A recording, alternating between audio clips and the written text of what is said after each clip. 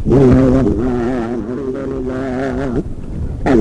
لله نحمده ونستعينه ونستغفره ونؤمن به ونتوكل عليه ونعوذ بالله من شرور انفسنا ومن سيئات اعمالنا من يهده الله فلا مضل له ومن يضلل فلا هادي له ونشهد ان لا اله الا الله وحده لا شريك له ونشهد ان محمدا عبده ورسوله صلى الله عليه وسلم ان الله وملائكته يصلون على النبي يا أيها الذين آمنوا صلوا عليه وسلموا تسليما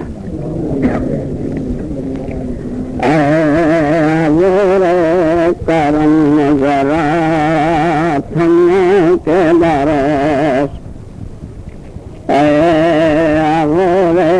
کرم ذرا تھم کے برس اتنا نبھا سکے وہ آنا سکیں وہ آنا سکیں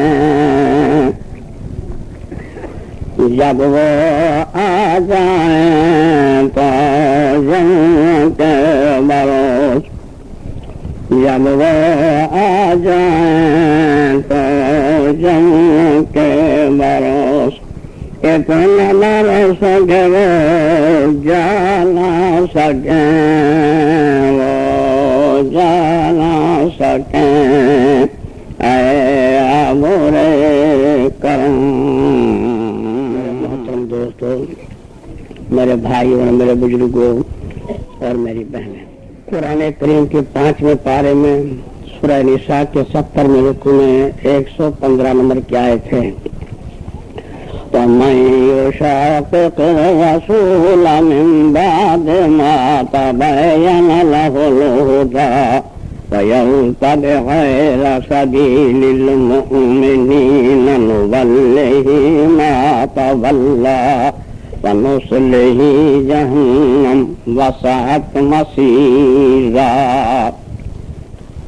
ہدایت آ جانے کے بعد، بات معلوم ہو جانے کے بعد جو محمد صلی اللہ علیہ وسلم کی مخالفت کرے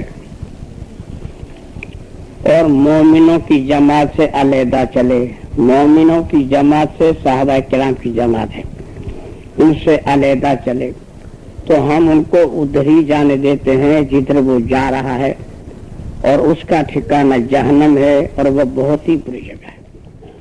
ترمذی شریف جلد 2 صفحہ نمبر 102 حدیث نمبر 501 کتاب الایمان میں لکھا ہے. راوی ہیں حضرت عبداللہ ابن عمر رضی اللہ تعالیٰ عنہ فرماتے ہیں کہ میرے بعد بہت نئی نئی چیزیں ایجاد ہوگی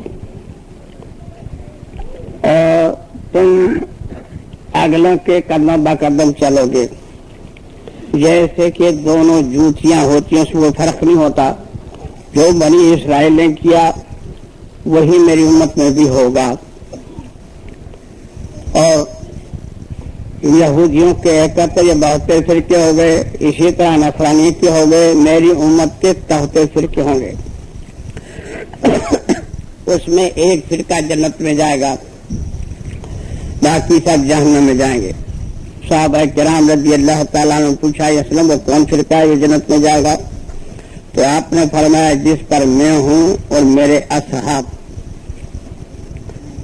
یعنی میرے طریقے پر اور میرے اصحاب کے طریقے پر جو چلے گا وہ جنت میں جائے گا. تو حضور صلی اللہ علیہ وسلم کے طریقے کو سنت کہتے ہیں اور صحابہ کرام کے طریقے کو والجماعت کہتے ہیں. سنت والجماعت واو بیچ میں ہے، واو کا مطلب اردو میں اور ہوتا ہے، تو سنت اور جماعت دو باتیں ہو گئی. سنت اور جماعت واو بیچ میں ہے، سنت والجماعت. سنتوں کے بارے میں ترمذی شریف جلد 2 صفحہ نمبر 181 حدیث نمبر 916 تفاسیر کے بارے میں لکھا ہے. دوسری کتاب عین الہدایہ جلد 1 صفحہ نمبر 61 عقائد کے بارے میں لکھا ہے. راوی حضرت ابو امیہ صوبانی رضی اللہ تعالی عنہ فرماتے ہیں کہ حضور صلی اللہ علیہ وسلم نے فرمایا کہ میرے بعد میری سنتیں مٹ چکی ہوگی. اور ہر رائے والا اپنی رائے پر فخر کرتا ہوگا، اور میری سنت پہ عمل کرنا گویا آگ کا انگارہ مٹھی میں لینا دونوں برابر ہوگا۔ یعنی ایک سنت پہ عمل کرنا گویا معاشرہ اس طرح سے خراب ہو گیا ہوگا کہ سنت پہ عمل کرنے والے کو سبھی لان تان کریں، کتنا خراب ہو گیا ہو۔ لیکن حضور سے فرمایا جس نے میری سنت پر ایسے معاشرے میں عمل کر لیا تو اس آدمی کو ایک سنت پہ عمل کرنے کا ثواب بتایا، وہ سن لیجیے۔ صحابہ کرام جو تشریف فرما تھے فرمایا کہ تم جیسے 50 آدمیوں کی عملی زندگی کا ثواب اس کو ایک سنت پر ملے گا۔ 50 صحابہ کرام کی عملی زندگی کا مرتبہ انہیں مبارک، لیکن فضائل تو دیکھیے، ثواب دیکھیے۔ مشکات شریف جلد پہلی صفحہ نمبر 111 حدیث نمبر 165 سنتوں کے بارے میں لکھا۔ دوسری کتاب مزارہ کے جلد پہلی صفحہ نمبر 80 کتاب الامام میں لکھا۔ راوی حضرت ابو ہریرہ رضی اللہ تعالیٰ عنہ فرماتے ہیں کہ حضور صلی اللہ علیہ وسلم فرمایا کہ ایک زمانہ آئے گا کہ میری سنتیں مل چکی ہوگی اور ہر رائے والا اپنے رائے پر فخر کر رہا ہوگا، ہر رائے والا اپنے رائے پر فخر کر رہا ہوگا، اور میری سنت پہ عمل کرنا گویا آگ کے انگارے کو مٹھی میں لینا ہے۔ یعنی جیسے انسان آگ کو ہاتھ میں لے کے برداشت نہیں کر سکتا، اس طرح سنت پہ عمل کرنا اس کے لیے برداشت سے باہر کی بات ہو جائے گی۔ لیکن جس نے میری سنت پہ عمل کر دیا تو ایک سنت کے اوپر اللہ تعالیٰ اس کو 100 شہیدوں کا ثواب دے گا، ایک سنت پر۔ اور آج ہم سے کتنے سنتیں ترک ہوتی ہیں اس کا حساب تو لگائیں، آج ہم سمجھے، آج سب کا انسان پھاٹک کھل جائے گا کتنی سنتیں ہیں، سمجھے۔ بدعت کے بارے میں فرمایا ابن ماجہ شریف صفحہ نمبر 40 حدیث نمبر 51 امور بدعت کے بارے میں لکھا۔ راوی حضرت حذیفہ رضی اللہ تعالیٰ عنہ فرماتے ہیں کہ حضور سے فرمایا کہ بدعتی کا نماز، روزہ، حج، زکات، صدقہ، فطرہ، خیرات اللہ تعالیٰ کچھ بھی قبول نہیں کرتا، اور اس کو اسلام سے اس طرح نکال دیا جاتا ہے جیسے کہ آٹے میں سے بال نکال دیا جاتا ہے۔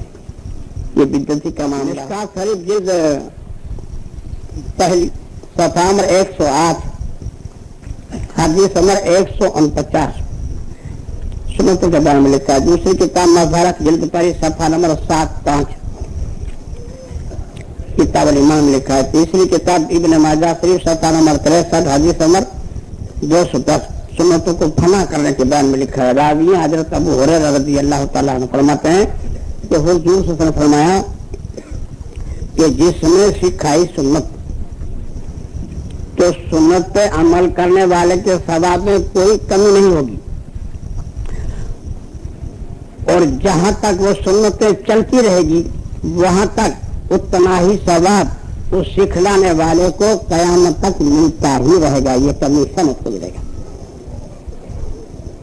اور جس نے سکھلائی بدعت تو بدعت پہ عمل کرنے والوں کے گناہ میں تو کوئی کمی نہیں ہوتی، لیکن اتنا ہی گناہ ان کے اوپر قیامت تک چڑھتے ہی چلے جائیں جس نے سکھلائی اسے۔ کچھ مولوی ایسے ہیں ہندوستان میں کہتے ہیں ہم کہتے ہیں ایسا کرو، ہم اور آپ ہوتے کون ہیں بھئی؟ اللہ کہتا ہے ایسا کرو، حضور صلی اللہ علیہ وسلم کہتے ہیں ایسے کرو، ہم اور آپ کون ہوتے ہیں منظر سے بتا؟ ان کے پاس نہ قرآن ہے نہ حدیث۔ محترم اہل حدیث صاحبہ جتنا فخر کرتے تھے آج ان کا فخر اتر گیا ہے، اس کا پانی اتار دیا اللہ نے حقانی کے ذریعے سے، اب ان کے پاس جواب نہیں قیامت تک انشاءاللہ۔ اللہ تعالیٰ کسی کو فخر رہنا نہیں دیتا، فخر اللہ کو پسند نہیں۔ قرآن کریم کے 5ویں پارے میں سورہ نساء کے 6 رکوع میں 36 نمبر کی آیت ہے، ان اللہ لا یحب من کان مختالا فخورا، اللہ تعالیٰ فخر کرنے والوں کو پسند نہیں کرتا۔ مشرکان مکہ بھی یہی کہتے تھے، جب کوئی مسلمان ہو جاتا تھا تو اس کو بلاتے اور کہتے بیٹا یہ محمد کی چال کہاں چلتی ہو، ہماری چال چلو، ہم کہتے ہیں ایسا کرو، سمجھے، اور ہمارے کہنے پر چلو، اور تم جو کرتے ہو اگر اس میں گناہ ہے تو ہمارے پر جاؤ۔ بدعتی مولوی نہیں کہتے کہ جو ہم کہتے ہیں کرو، اس میں اگر گناہ ہے تو ہمارے پر ایسی چال چلتے ہیں. تو اللہ تعالیٰ اس کو قرآن میں بیان فرماتی ہے جھوٹے ہیں جھوٹے. کوئی کسی کی گناہ کا بوجھ اٹھاتا ہوگا قرآن کریم کے 20ویں پارے میں سورہ عنکبوت کے پہلے رکوع میں 12 نمبر کی آیت ہے وَقَالَ الَّذِينَ كَفَرُوا لِلَّذِينَ آمَنُوا اتَّبِعُوا سَبِيلَنَا وَلْنَحْمِلْ خَطَايَاكُمْ وَمَا هُمْ بِحَامِلِينَ مِنْ خَطَايَاهُمْ مِنْ شَيْءٍ إِنَّهُمْ لَكَاذِبُونَ. یہ کافر جو ہے ایمان والوں کہتے ہیں کہ ہماری چال چلو اور ہماری چال چلنے سے تمہارے پہ کوئی گناہ ہوتا تو ہمارے پر جاؤ. اللہ فرماتے جھوٹے ہیں جھوٹے کہیں گے. کوئی کسی کا گناہ کا بوجھ اٹھائے گا. قرآن کریم کے 15ویں پارے میں سورہ بنی اسرائیل کے دوسرے رکوع 15 نمبر کی آیت ہے وَلَا تَزِرُ وَازِرَةٌ وِزْرَ أُخْرَىٰ. کوئی کسی کے گناہ کا بوجھ نہیں اٹھائے گا. اپنی اپنی کرنی ہوگی اپنی اپنی بھرنی ہوگی. قرآن کریم کے 22ویں پارے میں سورہ فاطر کے تیسرے رکوع میں 18 نمبر کی آیت ہے وَلَا تَزِرُ وَازِرَةٌ وِزْرَ أُخْرَىٰ. کوئی کسی کے گناہ کا بوجھ نہیں اٹھائے گا. اپنی اپنی کرنی ہوگی اپنی اپنی بھرنی ہوگی. إِنَّ تَدْعُهُمْ مُسْتَقَلَةٌ إِلَٰهِ مَلِهَا لَا يُحْمَلُ مِنْهُ شَيْئًا وَلَوْ كَانَ ذَا قُرْبَىٰ. اے گناہ میں تباہ ہوگا جو دوسرے سے کہے گا اے میری ماں اے میری بہن اے میری بیوی اے میرے خادم اے میرے باپ اے میرے بیٹے اے میرے دوست اے میرے پیر اے میرے تھوڑے سے گناہ اٹھا لو تاکہ میں اٹھ پاؤں. تو جس سے کہا جائے گا وہ کہے گا میرے جو گناہ ہے کیا کم ہے میں تیرے اٹھاؤں. اٹھائے گا تو کوئی نہیں. لیکن اس کہنے کا نتیجہ کہ تم ہمارے کہنے پر چلو تمہارے گناہ ہمارے پر اس کا نتیجہ کیا آئے گا اس کو قرآن کریم صاف کرتا ہے. قرآن کریم کی 4 پارے سورہ نحل کے 25 نمبر کی آیت ہے لِيَحْمِلُوا أَوْزَارَهُمْ كَامِلَةً يَوْمَ الْقِيَامَةِ وَمِنْ أَوْزَارِ الَّذِينَ يُضِلُّونَهُمْ بِغَيْرِ عِلْمٍ. جن لوگوں کو بغیر علم کے گمراہ کر رہے ہیں ان کی گمراہی میں تو کوئی کمی نہیں ہوگی. ان کے گناہوں میں کوئی کمی نہیں ہوگی مگر اتنے ہی گناہ ان گمراہ کرنے والوں پر قیامت تک چڑھتے ہی چلے جائیں گے. یہ کمیشن ملے گا ان کو سمجھے گمراہ کرنے کا. نہ قرآن ہے نہ حدیث ہے اور اپنے آپ کو حق پر سمجھنا کون سی شرافت کی ذریعے. سنت کی پر عمل کرنے پر کتنی فضیلت ہے اور اس کو ترک کرنے پر کتنا نقصان ہے اس کو ہم آپ کے سامنے بتا رہے ہیں. سمجھا سیرت مصطفیٰ صلی اللہ علیہ وسلم جلد پہلی صفحہ نمبر 676 پر لکھا ہے جنگ احد والے دن حضور صلی اللہ علیہ وسلم نے 50 صحابہ کرام کو ایک جگہ پر کھڑے کر دیے اور کہا دیکھو ہماری ہار ہو یا فتح مگر آپ یہاں سے نہ ہٹیں. یہ نصیحت کر جنگ میں پہلے ہی حلے میں مسلمانوں کو اللہ نے فتح دے دی. تو ادھر جو 50 آدمی کھڑے تھے ان کا فتح تو ہو گئی اب ادھر کھڑے ہوئے کیا فائدہ. امیر جماعت نے بہترا روکا کہ حضور سے منع فرمایا ہے کہ تم یہاں سے نہ ہٹنا لیکن لوگوں نے نہیں مانا. اس لوٹ مار میں پڑے گئے. خالد بن ولید رضی اللہ تعالیٰ نے اس وقت مشرکان مکہ کے لشکر میں تھے. جب آپ نے دیکھا کہ ناکہ خالی ہے تو 250 آدمی لے کر ادھر سے پیچھے سے حملہ کر دیا. 3-4 آدمی جو تھے شہید ہو گئے اور مسلمان فتح کی لڑائی شکست میں ثابت ہو گئی ہار میں ثابت ہو گئی. ایک بات نہیں ماننے سے سوچیے ایک بات نہیں ماننے سے فتح کی لڑائی ہار میں ثابت ہو گئی. تو اللہ نے بہت صحابہ کرام اس میں شہید ہوئے بہت نقصان ہوا اور خدا نے یہ بھی مدد کی تب جا کے کئی معاملہ حساب جمع اور سنت کے عمل کرنے سے اب سنیے حضور صلی اللہ علیہ وسلم بیمار تھے اور آپ نے شام کے اوپر لشکر بھیجا 40,000 کا لشکر. اتنا بڑا لشکر پہلے حضور صلی اللہ علیہ وسلم کی حیات طیبہ میں نہیں تھا. یہ پہلا لشکر تھا اور اس کا سردار ایک 16 سال کے صاحبزادے کو بنایا. ایک 16 سال کے لڑکا حضرت اسامہ بن زید رضی اللہ تعالی عنہ کو بنایا اور کہا کہ شام کے اوپر حملہ کر دو. हुजूर बीमार थे, ये लश्कर आगे जाकर रुक गया, इसलिए कि अगर हुजूर सल्लल्लाहु वफात हो गए तो दीदार से महरूम हो जाएंगे। रुक गए, कुछ आफाक का हो तो फिर चले। अल्लाह की शान के हुजूर से वफात हो गई तो 3 दिन तक तो आपके जनाजे की नमाज होती रही। आपके जनाजे की नमाज किसी ने पढ़ाई नहीं है। आप हयात तैयबा में भी इमाम थे और बाद वफात के भी इमाम हैं। जमात आई और पढ़ के चले गई। 1000 आदमी आए, 500 आए, 200 आए, 2000 आए, ऐसे पढ़ के चले गए। 3 दिन तक नमाज होती रही। उसके बाद हज़रत अबू बकर सिद्दीक रज़ी अल्लाह तआला अन्हु को खलीफा बना लिया। तो अबू बकर सिद्दीक रज़ी अल्लाह तआला अन्हु ने फरमाया कि लश्कर अपनी जगह पर चला जाए।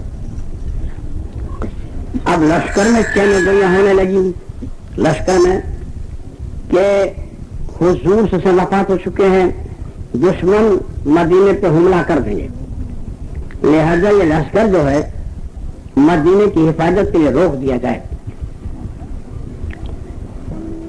अगर अमीरुल मोमिनीन न माने तो दूसरी बात तय हुई कि ये 16 साल का लड़का है और अजीम और शाह लश्कर है 40,000, जिसमें बड़े बड़े जंगजू मौजूद हैं। खालिद बिन वलीद रज़ी अल्लाह तआला, अबू उबैदा रज़ी अल्लाह तआला, साद बिन वक़ास रज़ी अल्लाह तआला, हजरत उमर खत्ताब रज़ी अल्लाह तआला, लेकिन किताबें तो इसको बदल दिया जाए। 2 बातें तय करके अमीरुल मोमिनीन हजरत अबू बकर सिद्दीक रज़ी अल्लाह तआला के पास जमात की हैसियत से 10-20 आदमी आए और पहली बात रखी कि ये लश्कर जो है मदीने की हिफाजत के लिए फिलहाल रोक दिया जाए, बाद में देखा जाएगा। तो अबू बकर सिद्दीक रज़ी अल्लाह तआला फरमाया, ऐ उमर, हजरत उमर उनकी तरफ से पहल करे थे बात में। मोहम्मद सल्लल्लाहु अलैहि वसल्लम की तमन्ना थी कि मिस्र पे, शाम पर मिस्र पे हमला करते थे। अगर अबू बकर सिद्दीक को भेड़िया भी ले जाए तो भले ले जाए, लेकिन मोहम्मद सल्लल्लाहु अलैहि वसल्लम की तमन्ना पूरी होके रही, पूरी होके रही। तब दूसरी बात रखी कि ये नौजवान एक लड़का है, तजर्बा नहीं है, तो इसको बदल के दूसरा तजर्बेकार को अमीर रख दिया जाए। तो अबू बकर सिद्दीक रज़ी अल्लाह तआला अन्हु ने अब हजरत उमर की दाढ़ी पकड़ के कहा, है उमर, जिसको मोहम्मद सल्लल्लाहु अलैहि वसल्लम अमीर बनाए, क्या अबू बकर सिद्दीक उसको रद्द कर सकता है? यानी मोहम्मद की बात पे अमल का अंदाजा लगाइए आपसे, उसको हम रद्द कर सकता है। लश्कर अपनी जगह पर जाए और हुक्म दे दिया चलने का। अबू बकर सिद्दीक रज़ी अल्लाह तआला अन्हु भी साथ में गए। तो आप नसीहत करने लगे उसामा को कि बूढ़ों पर रहम करना, बच्चों पर रहम करना, फसल को कत्ल मत करना, ये सब समझाते रहे। तो हजरत उसामा रज़ी अल्लाह तआला अन्हु ने फरमाया, या अमीरुल मोमिनीन, मुझे हुक्म दीजिए कि मैं आपके लिए घोड़ा मंगाऊं, या तो मुझे हुक्म दीजिए कि मैं नीचे उतरूं, मैं घोड़े पर हूं, आप पैदल चल रहे हैं, ये मुनासिब नहीं मालूम होता। तो अबू बकर सिद्दीक रज़ी अल्लाह तआला ने फरमाया कि भाई, आप अल्लाह की राह में जा रहे हो, अगर आपके घोड़ों के पैरों की मिट्टी अबू बकर पर पड़ जाएगी तो हो सकता है अबू बकर पर जहन्नम की आंच आराम हो जाएगी। इनकी अनकसारी देखिए, और हम तो इतना सा अगर जरा कुछ समझते हैं तो फखर का कोई हिसाब ही नहीं हमारा। एक इल्तिजा है, अगर आप मुनासिब समझे तो उस हमारा जितना फरमाइए क्या हुक्म है? बोले हजरत उमर रज़ी अल्लाह तआला को मेरे साथ छोड़ के जा, ताकि मशवरे में काम आए। आपने आर्डर दिया, हजरत उमर रज़ी अल्लाह अन्हु को आप वापिस लौट से। ये शाम की तरफ लश्कर चला गया। इधर रात को दुश्मन ने हमला कर ही दिया मदीने पे, लेकिन ये लोग भी तैयार थे, अच्छी तरह से जवाब दिया तो दुश्मन भाग गए। उधर शाम फतह हो गई। शाम का फतह होना था कि पूरे अरब में मुसलमानों की धाक जम गई। बड़े बड़े सलातीन जो थे वो थर्राने लगे और कांपने लगे। एक सुन्नत पे अमल करने से पूरे अरब पे छा गए और एक सुन्नत को तर्क करने से फतह की लड़ाई हार में साबित हो गई। आज हमसे कितनी सुन्नतें तर्क होती है उसको अंदाजा लगाई।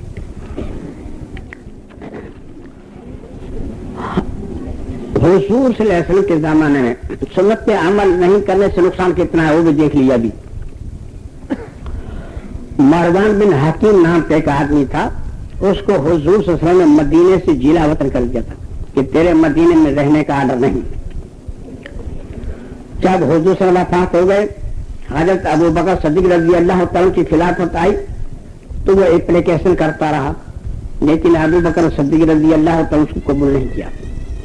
جب آپ کی وفات ہو گئی، حضرت عمر رضی اللہ تعالیٰ خلافت آئی، 10-12 سال آپ کی خلافت رہی، تو 10-12 سال اپلیکیشن کرتا ہی رہا، لیکن حضرت عمر نے فرمایا یہ نہیں ہو سکتا، محمد صلی اللہ علیہ وسلم تجھے مدینے سے نکال دیا، ہم تو تجھے مدینے میں نہیں آنے دیں گے۔ عثمان غنی رضی اللہ تعالیٰ کی خلافت آئی اور اس نے اپلیکیشن کی، یہ نرم دل آدمی تھے، رحم آ گئی، اس کو منظور کر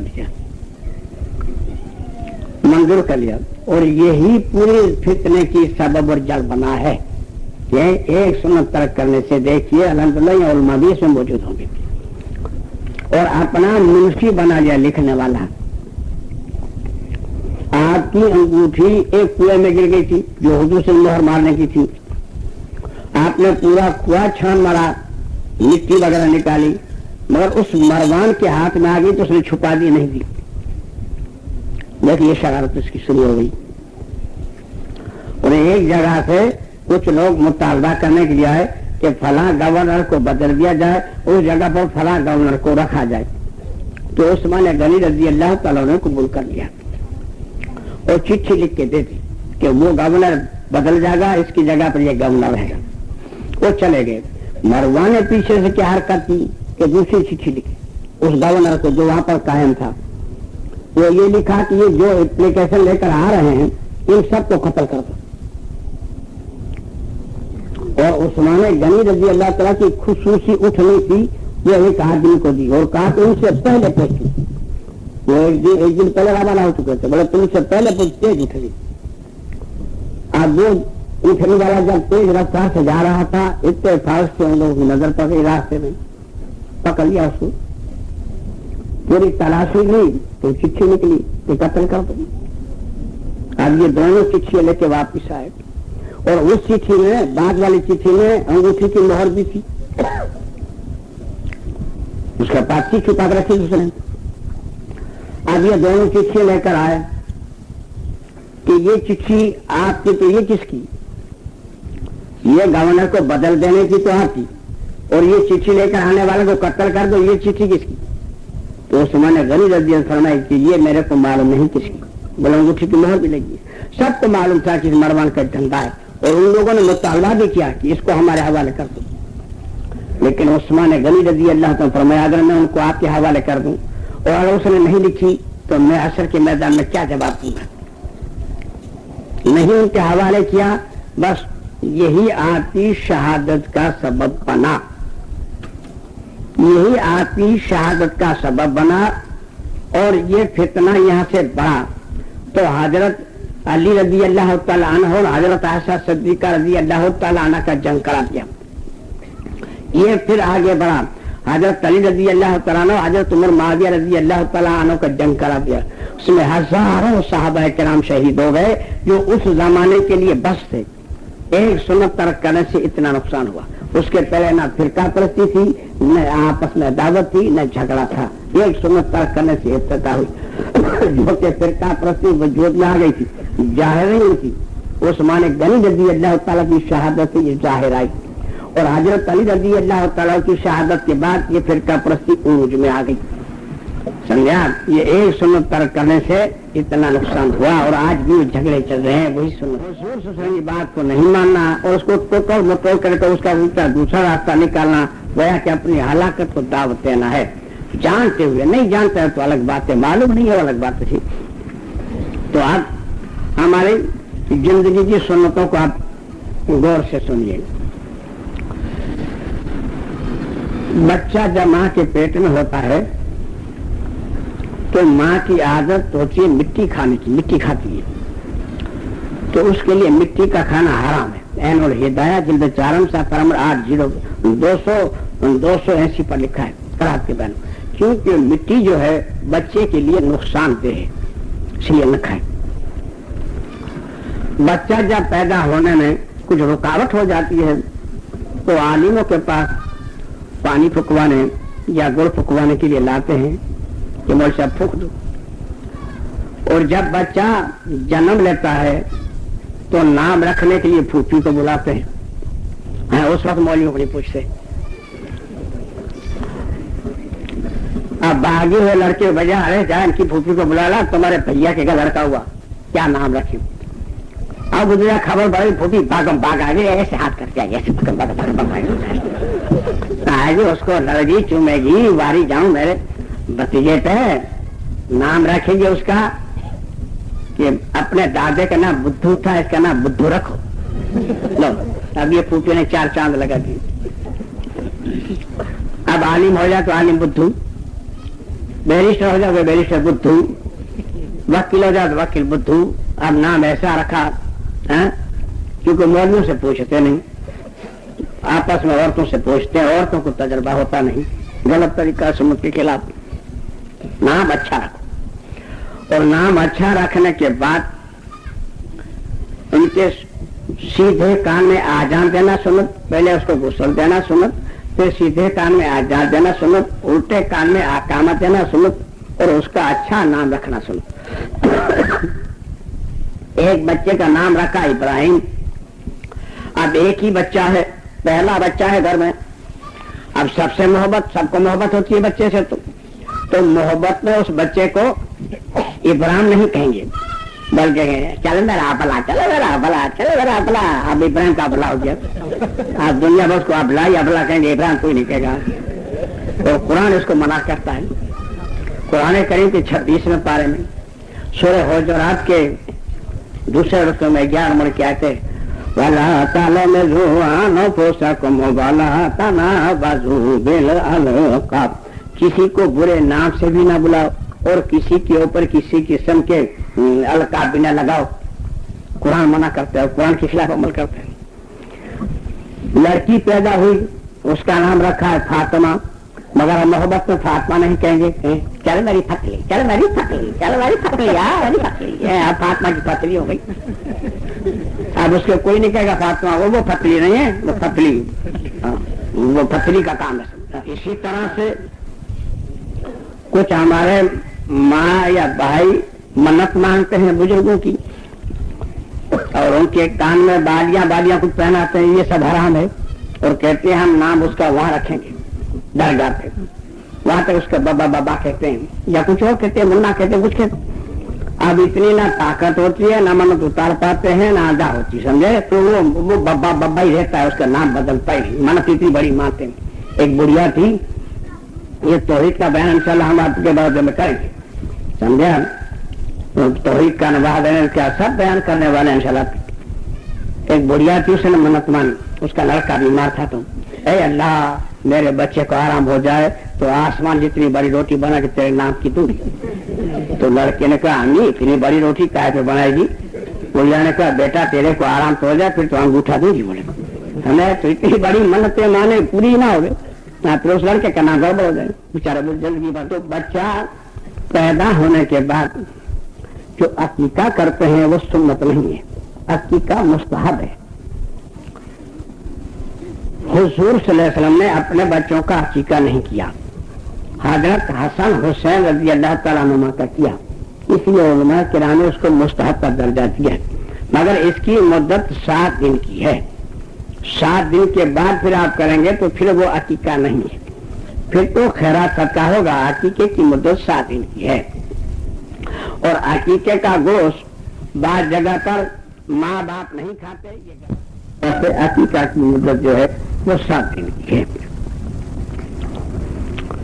बच्चे को अच्छे उस्ताद के पास तालीम दो, अच्छे माशरे में उसको रखो, गलत बच्चों के साथ उसको न घूमने दो, तालीम दो उसको, तालीम से महरूम न रखो।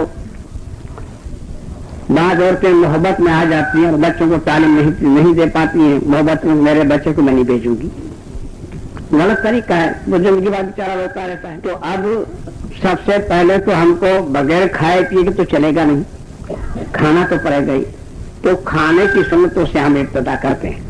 और अब कितनी सुन्नतें हमसे तर्क होती है वो हम ही को सोचना है, या तो सुन्नत पे अमल करो या सुन्नत के खिलाफ। काम तो करना ही है, काम करना है। अब सुन्नत पे अमल करोगे तभी होगा और सुन्नत के खिलाफ कभी होगा। करना तो है, बगैर किए छुटका है ही नहीं। हिंगना में इतना रोज है जिसमें न जाती नहीं, खाना पीना रोज है, कपड़ा ओढ़ना पहना रोज है, इसमें न जाती नहीं।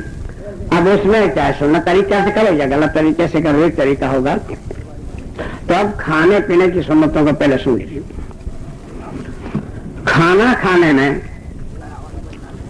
अगर ज्यादा आदमी हैं तो सबसे पहले जवानों के हाथ धुलाए जाएं, बुजुर्गों के हाथ बाद में धुलाए जाएं, इसलिए कि जवान जो हैं वो बुजुर्गों का आने का इंतजार करेंगे, और बुजुर्गों के पहले हाथ धुलाओगे तो जवानों का इंतजार नहीं करेंगे। इसलिए पहले जवानों के हाथ धुलाओ, उसके बाद बुजुर्गों के हाथ धुलाओ। खाना खाते वक्त हाथ धोने के बाद कपड़े से पूछना मना है, क्योंकि कपड़ा जो है वो पानी से ज्यादा पाक नहीं होता, इसलिए पूछना मना। हाँ, खाना खा लेने के बाद फिर अगर हाथ को कपड़े से पूछो तो मना नहीं, तो इजाजत है, खाते वक्त नहीं। कुछ हमारी बहनें जो होती हैं उनकी एक आदत होती है कि बच्चा जब बैतुल खला करता है तो उसके धोने के लिए पानी ले जाती है, और रोजाना एक लुटिया होता है, उसका नाप उसी भर के ले डब्बा बब्बा होता है। मगर कभी पतला पैखाना होता है, कभी तगड़ा। पतला होता है तो पानी ज्यादा चाहिए, चिकनाहट होती है। तगड़ा होता है तो उसमें चिकनाहट नहीं होती, तो कभी कभी वो पूरे पानी से धुलता नहीं, कुछ रह जाता है, तो फिर हाथ को ऐसे झड़क कर और अपने दुपट्टे से पूछ देती है, समझे? दूसरा पानी लेने नहीं जाती, दुपट्टे से पूछ लेती। अब जब खाना खाने को बैठे तो बर्तन को धोएगी न उसी दुपट्टे से जिससे अपना हाथ पूछा था, उससे वो बर्तन साफ करेगी, और उसमें हमको खाना देगी। वली कहाँ बने भाई, हम बताइए वली कैसे हो? ये गलत तरीका। बर्तन जो रखे जाएं उनको भी कपड़े से ना पूछे जाएं, जो पानी से धो चुके। पानी से ज्यादा कपड़ा पाक नहीं होता। दस्तरखान पे जब खाना खाने के लिए बैठे,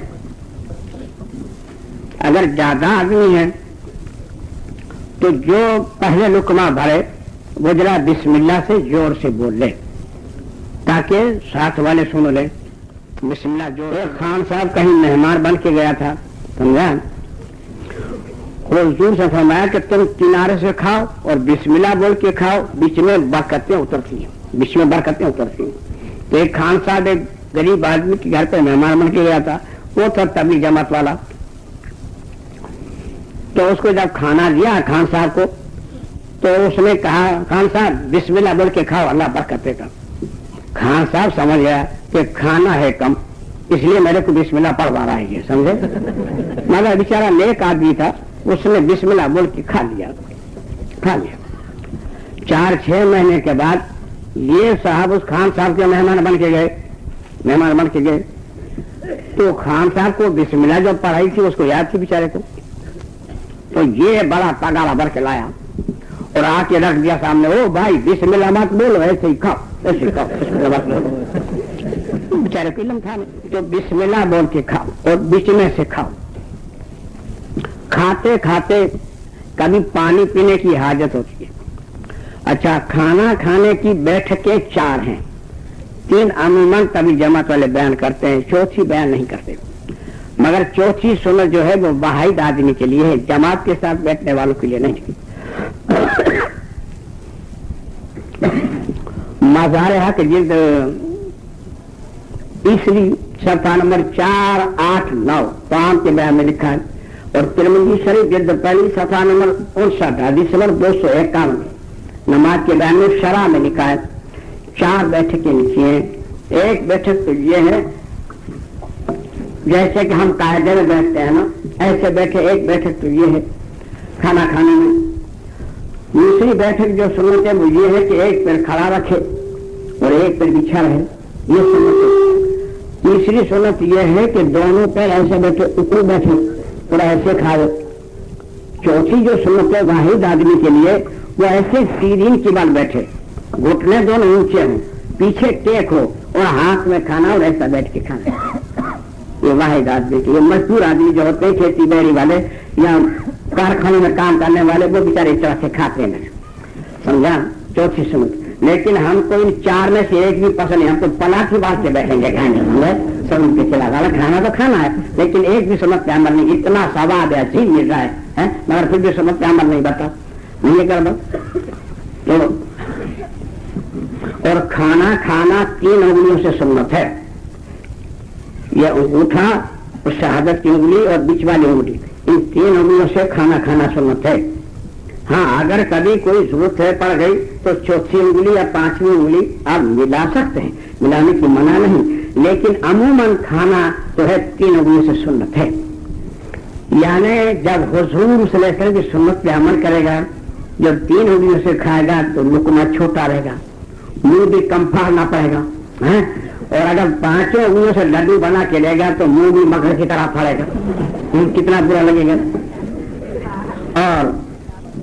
اور پھر منہ سے واپس گرتے ہیں دانے, تو ایسے رکھتا پھر بچا کرتے دانے نیچے گرنے لگتے ہیں, سمجھے یہ غلط ہوگا. تو عموماً 3 انگلیوں سے کھانا کھانے کا حکم ہے. پھر کھانا کھا لینے کا چاٹنے کی سنت طریقہ شاید ہی کسی کو معلوم ہے, نہیں معلوم, بہت کم معلوم. ہمارے پاس انگلیاں چاٹنے کے 3 طریقے ہیں اور تینوں غلط ہیں. پہلی کون سی انگلی چاٹے وہ بھی معلوم نہیں. پہلی انگلی یہ بیچ والی انگلی چاٹنا سنت ہے. عموماً لوگ شہادت کی انگلی پہلے چاٹتے ہیں, پہلے یہ انگلی بیچ والی چاٹے, اس کے بعد شہادت والی چاٹے, اس کے بعد انگوٹھا چاٹے, اس کے بعد یہ اگر انگلیاں خراب ہوئی ہیں تو پھر ان کا نمبر آگے.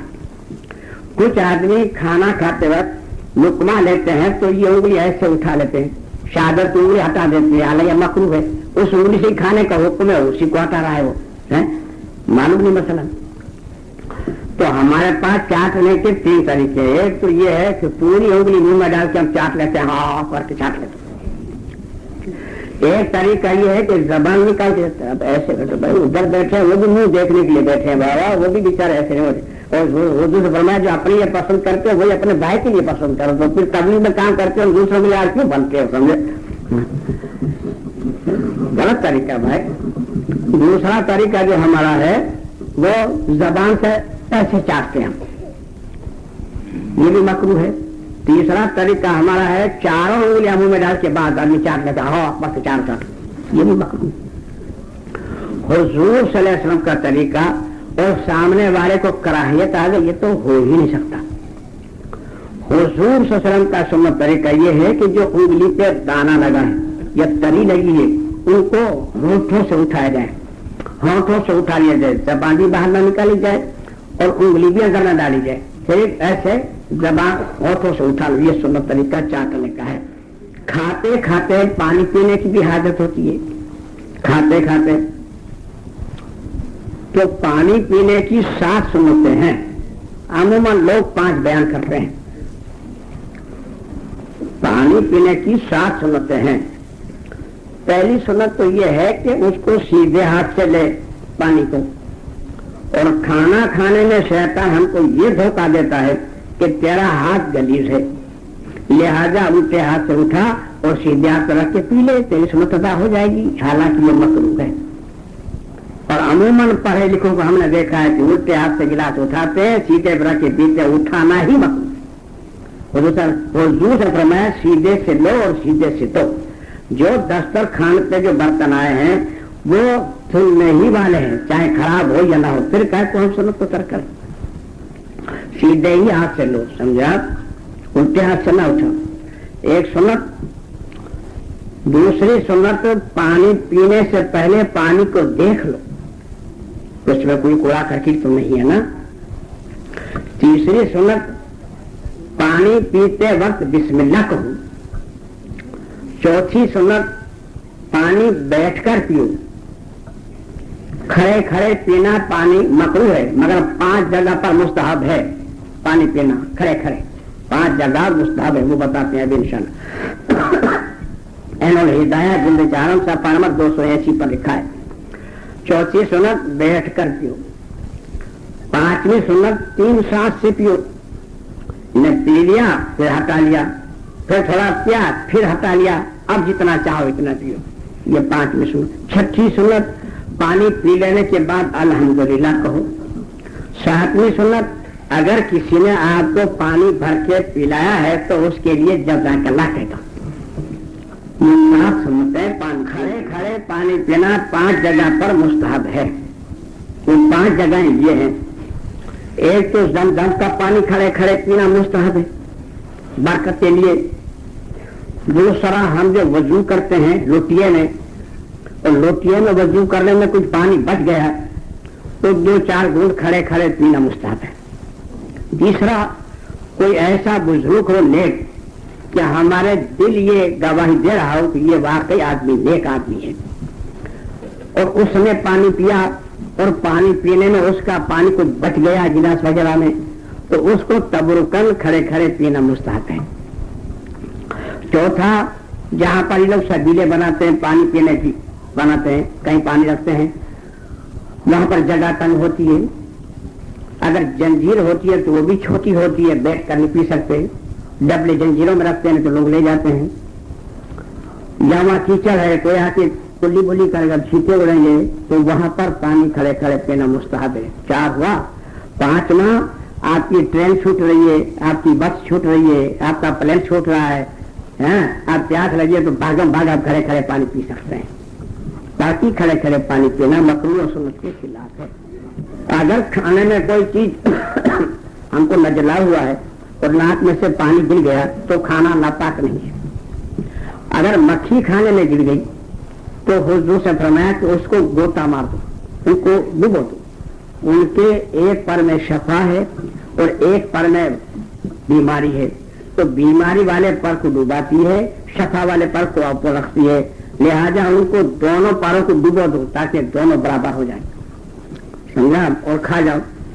जब से ये हदीस हमको मिली, अल्हम्दुलिल्लाह, अगर 10 मरतबा मक्खी गिर जाए तब भी हमको खाना खाने में कोई आर नहीं है हदीस मिलने के बाद। और हमारे बाप मोहतरम क्या करते हैं, क्या मंगाते हैं, बार बजे बार वाले चाला, तो बार वाला चाला आया, अब उसमें मक्खी गिर गई इत्तेफाक से। उस बार में लड़के ने देखा नहीं, अगर हाथ से मछली निकाल के फेंक देता, उसने दे दी उसको। अब उसने जब चाय पीना चाह तो सुना कि इधर इधर ये क्या है, मक्खी लगा है, फेंक दिया। 25 पैसे की उसकी चाय, तो 25 पैसे उस गरीब के नाम पे तो सेठ पे लिख दिया, तो इसलिए फेंक दी कि वापिस गई इसी को निकाल के वापिस लाएगा, समझा। और यही मोहतरम 2 किलो घी लेकर घर पे आया है और घी में मक्खी गिर गई, तो अब 2 किलो घी को फेंकेगा नहीं, बल्कि उस गौर करेगा, अरे मक्खी गिर गई, उंगली से मक्खी को उठाकर ऐसे फेंक देना, उंगली को चाट लेगा, क्या जब 25 पैसे की चाय फेंके तो 2 किलो घी भी फेंक दे, और अगर घी चाट गया तो चाय भी पी लेनी थी, तो ऐसा क्यों किया। तो जो फरमाया जो अपने लिए पसंद करके अपने भाई के लिए पसंद करो, तो फिर उसको भी चेहरे पर फेंक, गलत तरीका है। खाना अपनी तरफ से खावे, खाना अपनी तरफ से खावे। एक किस्म का खाना है तो अपनी तरफ से खावे, और अगर कई किस्म के खाने हैं तो जहां से चाहे वहां से खाए। लेकिन हमारा मामला ये है, बिरयानी है और एक खाना आया, 5-6 आदमी बैठे हुए हैं, आप देखेंगे यार गोश्त तो उधर सब पड़ा हुआ है, इधर सिर्फ चावल ही चावल, तो कहेंगे यार गर्म ज्यादा है ना, जरा ठंडा करेंगे करके खप्पार की तरह उसको फिरा फिरा के अपने तरफ बोटी बोटी कर लेगा, उधर सब मामला ठप कर देगा। ऐसी 420 की तनख्वाह नहीं करने का, समझा। किस्मत में जो है वो खा लेने का। ऐसा नहीं कि एक औरत थी, उसका एक जमाई था, बुढ़िया औरत थी, तो सास के पास आया, तो सास ने खिचड़ी पकाई थी, तो सास ने खिचड़ी में घी डालने गई तो घी ज्यादा पड़ गया। सास को बुढ़िया को एहसास हुआ कि सब खा जाएगा, तो अब क्या करूं। बोले बेटा आप दोनों साथ खाएंगे, तो लड़के ने कहा हम चलो साथ खा लें, तो दोनों बैठ गए। तो बुढ़िया ने थाली में लकड़ी खींची, देखो बेटा तेने मेरी लड़की को ये दुख दिया था, है ना, अब घी उधर हो गया, उधर ढाल थी। फिर दूसरी लकड़ी बुढ़िया ने खींची, अब गर्म खिचड़ी थी, घी गल गया था, घी सब उधर ढूंढ के जा रहा, तेने मेरी लड़की को ये भी दुख दिया था, है ना। 4-5 लकीरें खींच ली, लड़का समझ गया ये घी ये तो सब ले जाएगी बुढ़िया। तो कहा देखो अम्मी, हमने कुछ दुख दिया है तो कुछ सुख भी दिया होगा, सुख दुख सब साथ में कर डालो, बोले चलो लगा खत्म हो जाए। تو یہ آدمی جو ہے مسلمان جو ہے یہ دنیا میں امام بن کے آیا ہے. جس فن میں جائے گا نمبر 1 ہوگا, چاہے تقوی میں جائے, چاہے بےایمانی میں جائے, چاہے ناچنے میں جائے, چاہے گانے میں جائے, چاہے اکھاڑے میں جائے, کہیں بھی جائے نمبر 1 آئے گا. امام بن کے آیا. دھوکہ بازی میں جائے گا تب بھی نمبر 1 ہوگا. سمجھا, یہ نمبر 1 ہوگا. ایک لطیفہ سنیے, ایک عیسائی تھا, ایک یہودی تھا, ایک مسلمان تھا. تینوں دوست, ایسے دوست کے بعد انگلے موتنے جا کے ایک دوسرے کو پوچھ کے جا, ایسے دوست. ناتال آئی, 15 دن کی چھٹی ہوئی, بولے چلو تفریح کرنے, بولے چلو. نکلے موٹر لے کر, کھانا پینا ساتھ میں لے گیا. اب گھومتے گھامتے آخری دن رہا. ایک چھوٹے سے قصبے میں رات ہو گئی, بولی یہیں رہ جاؤ. بولے ہاں رہ. اب پہلے کھانا نکالو کتنا ہے, تو کھانا ایک آدمی کا تھا. تو انہوں نے کہا کہ بولے یار آج تو تینوں سو جاؤ, جس کو اچھا خواب آئے وہ کھانا کھا لے. بولے اچھا, بولے آپ سو جاؤ. تینوں سو گئے. یہودی سو گیا, عیسائی سو گیا. اس نے دیکھا میاں بھائی نے کہ وہ دونوں سو گئے, تو اٹھ کے کھانا بانا کھا کے پھر سویا. سمجھے, ہاتھ مار کے پھر سویا. اب اٹھے بیچارے وہ, بولے بھائی نا اٹھو, اپنا اپنا خواب بیان کرو. بولے اچھا کرو بیان. چلو کیا ہوا؟ تو یہودی نے کہا میرا تو ایسا خواب آیا کہ میں کوہ دور پر موسیٰ علیہ السلام سے باتیں کر رہا تھا. واہ واہ سبحان اللہ, کیا کہنا, بہت اچھے. تو عیسائی نے کہا میری تو سنو. بولے فرمائیے تیرے کیا آیا؟ بولے میرا تو خواب آیا میں پہلے آسمان پر عیسیٰ علیہ السلام سے باتیں کر رہا تھا. ماشاء اللہ, کیا کہنا, سبحان اللہ. کیونکہ جس کو اچھا خواب وہ کھانا کھا لے, اس لیے گھٹیا کو بیان کرے. تو ان سے کہا بولے آپ اپنا سنائیے. بولے یار میں کیا سنا ہوں, تو کھا کے سویا تھا, کیا سوچ رہا ہے کیا کہوں. تو سوچنے میں اس نے کہا اپنا سب سو گئے. بولے ہاں. بولے جبریل علیہ السلام اور میکائیل علیہ السلام دونوں ہاتھ میں ہینٹر لے کر آئے. وہ میرے کو اٹھایا. بولے یہ کھانا کھا جانے تو مار کے توڑ ڈالیں گے. تو بولے پھر کیا کھا گیا؟ بولے نہ کھاؤں تو کیا مار کھاؤں, فری سوچی مر جاؤں, کھا پاؤں میں مار. تو سمجھ گئے کہ کھا گیا. تو انہوں نے کہا کہ بھائی تو کھا گیا تو بھلے کھا گیا, مگر ذرا ہم کو بھی آواز دے دے تو ہم بھی 2-3 لوگ میں بال لیتے بھلے آدمی. تو اس نے کہا میں نے آوازیں تو بہت دی, لیکن تم بہت دور نکل گئے, کوئی دور پڑے گا آسمان پر میری آواز پہنچ ہی نہیں کرتی, تم بہت دور نکل گئے. تو چالاک بھی ایسا ہے, تقوی میں جائے گا تب بھی الحمدللہ بند ہوگا. بزرگوں نے دین کے نزدیک سنت کی اہمیت کا اندازہ ایسے لگایا جائے کہ حضرت رابعہ بصری رحمۃ اللہ علیہ حضرت حسن بصری رحمۃ اللہ علیہ کے پاس صبح گھر سے گئی. تو بولے ابھی گھر سے نکلے, دریا کی طرف گئے. یہ بھی ادھر چلی گئی تو وہ پانی پہ مصلی بچھا کر نماز پڑھ رہے تھے. کون؟ حسن بصری رحمۃ اللہ علیہ. تو ماں صاحبہ ان کے پڑوس میں ہوا میں مصلی بچھا کے نماز پڑھنے لگی. دونوں نگلے ہو گئے. تو حسن بصری رحمۃ اللہ فرمایا کہ آپ نے ہوا پہ کیوں مصلی بچھایا؟ تو رابعہ بصری رحمۃ اللہ فرماتی ہے میں پوچھتی ہوں کہ آپ نے پانی پہ کیوں بچھایا؟ پھر جواب سنیے, دیکھو ہوا میں تو مکھی بھی اڑتی ہے لیکن اس کو ولایت نہیں ملتی. پانی پہ تو مچھلی بھی ترتی ہے مگر اس کو ولایت نہیں ملتی. یہ ہوا پہ بچھانا, پانی پہ بچھانا کمال نہیں. حضور صلی اللہ علیہ وسلم کی سنت اگر ارادہ سے چھوٹے گی تو ولایت میں سے نام ہی کٹ جائے گا. حضور صلی اللہ علیہ وسلم زمین پر پڑی, کہ یہ آپ کو تنبیہ کرنے کے لیے میں نے ہوا پہ بچھایا. ان کے نزدیک سنت کی یہ ہے. تفسیر ابن کثیر پارہ پہلا صفحہ نمبر 100 پہ عبارت لکھی ہے. امام شافعی رحمۃ اللہ فرماتے ہیں کہ کوئی آدمی آسمان پہ اڑ کر آ رہا اور دریا کے اوپر چل کے آ رہا اور سنت رسول صلی اللہ علیہ وسلم اگر ترک کرتا ہے تو ولی نہیں بلکہ مردود ہے. ولایت کے لیے سنتیں شرط ہیں. میں اپنی زندگی میں جب اس پلیٹ فارم پہ آیا تو بہت بڑے بڑے وظیفے کھینچتا تھا کہ کچھ ہو جاؤں, کچھ بن جاؤں. اشرف علی تھانوی رحمۃ اللہ علیہ کی کتاب بحث زیور پڑھ رہے تھے تو اس میں ایک عبارت نکلی کہ جتنی سنتوں پہ عمل ہوگا اتنی ہی نورانیت بڑھے گی، اور جتنی سنتیں ترک ہوگی اتنا اندھیرا چھا رہے گا۔ یہ بات ہمارے دل پر اتنے نقش کر گئی کہ وہ دن اور آج کی گھڑی ہمارے طاقت اور بس کی جتنی بات تھی الحمدللہ وہیں سے ہم نے سنتوں پہ عمل کرنا شروع کر دیا، وہ وظیفے سب چھوڑ دی، اور انہی سنتوں کی یہ برکتیں ہیں کہ آج ہم کو ایک دن کی چھٹی نہیں ہے، وہی سنتوں کی برکت ہے سمجھے آپ کہ ایک دن کی چھٹی نہیں ہے۔ حالانکہ ہندوستان میں عالم تو ایسے بڑے بڑے پڑے ہیں کہ ہم ان کی جوتی میں کھاتے برابر بھی نہیں، لیکن ہم کو ایک دن کی چھٹی نہیں۔ کھاتے کھاتے باتیں کرنا سنت ہے، غیر قوم جو ہوتے ہیں باتیں نہیں کرتی۔ کھانا کھانے والوں کو اگر ہم گئے ہیں تو سلام کرنا منع ہے، کھانا کھانے والوں کو جانے والا جو ہے سلام نہ کرے،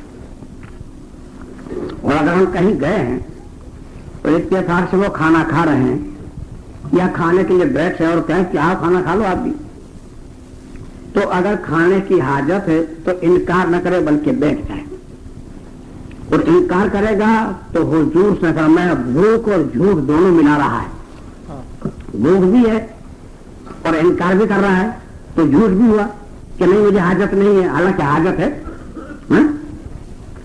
تو اس طرح سے اگر بھوک ہے تو بیٹھ جائے۔ تو ہم کو دعوت دیا تو ہم دوسرے آدمی کو ساتھ میں نہیں لے جا سکتے، اور اگر لے گئے ہیں تو میزبان سے پوچھنا پڑے گا کہ ایک آدمی ہمارے ساتھ آگے آگے اجازت ہو تو ساتھ میں بٹھا لیں، وہ ہاں کہے تو بیٹھ سکتے ہیں نہیں بیٹھ، اور بغیر اجازت میں وہ بیٹھ گیا تو حضور سے فرمایا چور تھا چوری کر کے چلا گیا۔ ہم 10 آدمی کھانے کے لیے بٹھائے گئے ہیں تو اس کھانے میں سے آپ کو بلی کو کھانا دینے کا حکم نہیں ہے، کتا کھڑا ہے تو کتے کو ڈالنے کا حکم نہیں ہے، آپ کو صرف کھانے کا حکم ہے، سخاوت کرنے کا حکم نہیں ہے۔ میں اور آپ دوست ہیں، اب میں اس میں سے یہ ڈالا اس نے میرے میں ڈالا، یہ بھی جائز نہیں، یعنی تم کو دوسرے کے برتن میں ڈالنے کے لیے نہیں بلایا گیا ہے، لہٰذا آپ کو کھانے کے لیے بلایا گیا، آپ کھا لیں، دوسرے کی پنچت میں وہ خود کھا لے گا یا میزبان جانے وہ جانے، آپ اپنا کھانا کھا لیں۔ آپ اپنے گھر پہ جب کھلاویں تب ڈالیے اس کے برتن میں، میرے تو کوئی برتن میں ڈالے، اگر 2-4 آدمی کھانے مگر تیرے گھر پہ آؤں تب ڈالیو، یہ پرایا مال ہے بھائی، سمجھے؟ اس میں سے تو اپنا محبت مت بتا، ایسی محبت جھوٹی نہیں چلے گی، ہم کو منہ پہ کہہ دیتے ہیں آدمی، دوبارہ ایسا نہ کرے، تو اس کی بھی پابندی رہے، کیونکہ وہ میزبان کا مال ہے، اس کو ظاہر کرنا تمہاری زبردستی کسی کو کھلانا وہ بھی حاجت ہے، حاجت سے زیادہ کھانا حرام ہے، اور بھوک ہے اور انکار کر دیں تبھی منع ہے، دونوں چیزیں ہیں۔ اور اگر کھانے میں کچھ زیادہ تگڑا ہے تو پرائے گھر پہ ذرا احتیاط کرے، سارا سپڑا صاف نہ کرتے گھر والوں کو، سمجھے یا خیال رکھے۔ ایک دوست تھا، ایک دوست کے گھر پہ آیا تو اس نے کہا ہاں ناشتہ کر، بولے میں ناشتہ کر چکا ہے، بولے مبارک آپ کی چپاتیاں بن رہی ہیں، بٹیرے بن رہی ہیں، تازی تازی، کھا یار کیا بڑے آدمی، بولے نہیں میں کھا چکا ہوں، ارے بولے بیٹھ بیٹھ، زبردستی بٹھائے۔ اب وہ ناشتہ کر کے آیا تھا مگر 15 بٹیرے اور 36 روٹی کھا گیا، ابھی تو ناشتہ کر کے آیا، اب بغیر ناشتے کا تو کتنا کھاتا۔ تو ایسا کسی گھر پہ ہاتھ صاف نہیں کرنے کا، اپنے گھر پہ کھاؤ، جو پرائے گھر کا بھی خیال رکھنے۔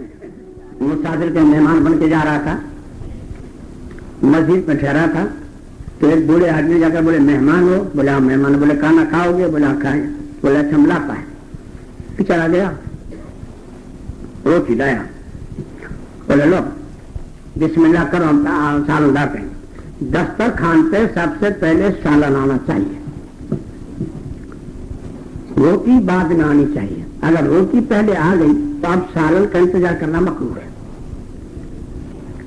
کھانا شروع کرنا، اور روٹی کے اوپر سالن کا رکھنا منع ہے۔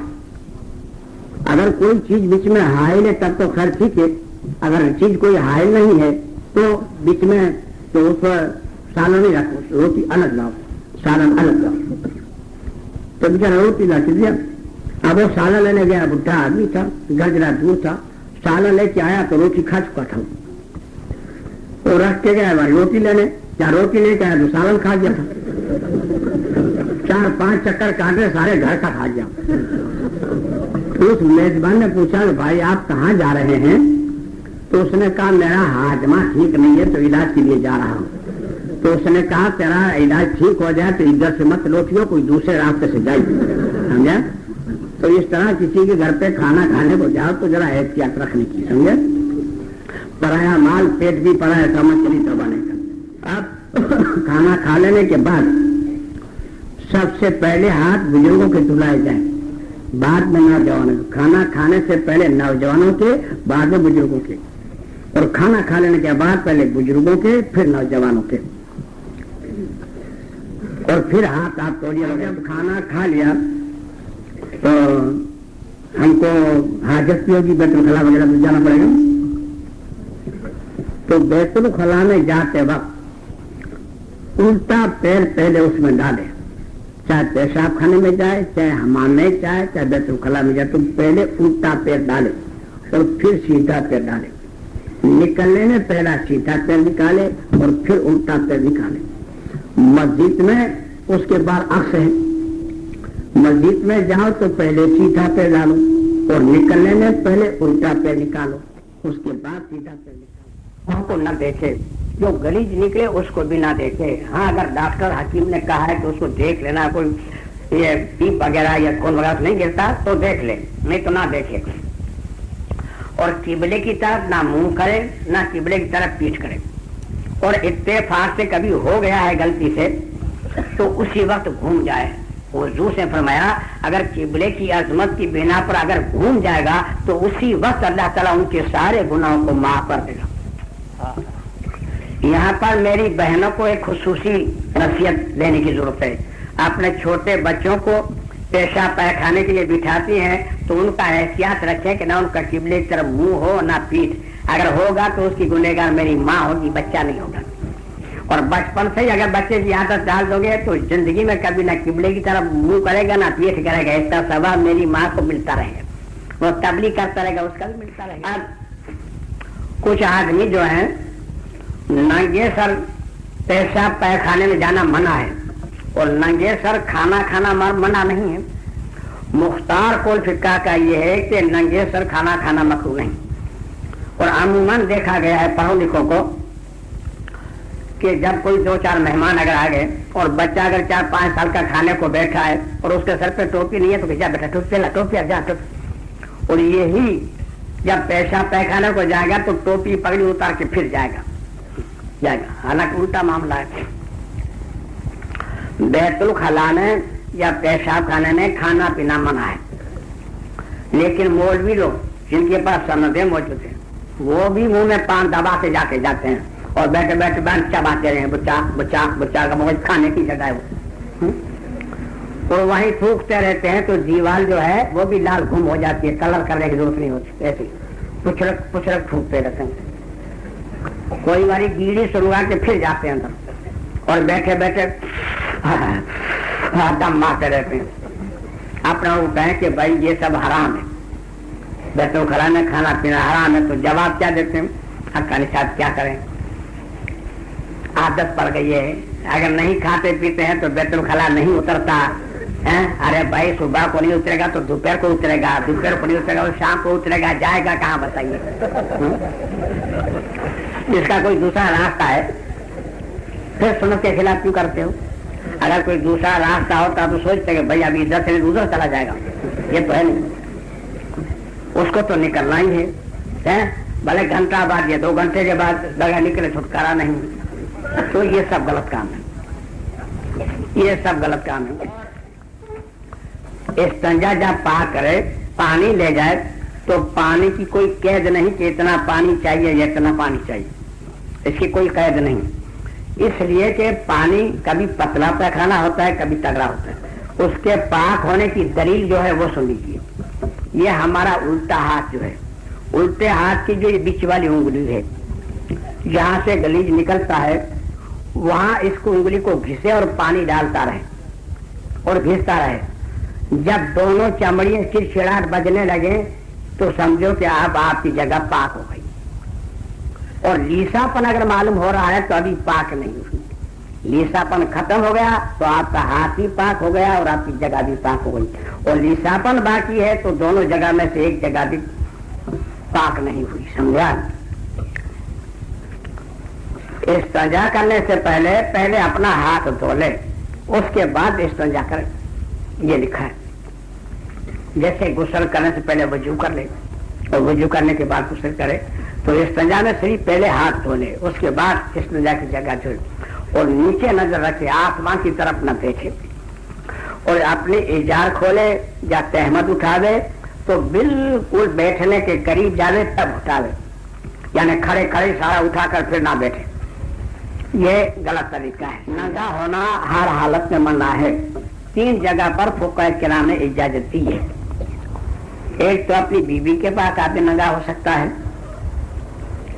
और एक गुस्ल खाने में नंगा हो सकता है।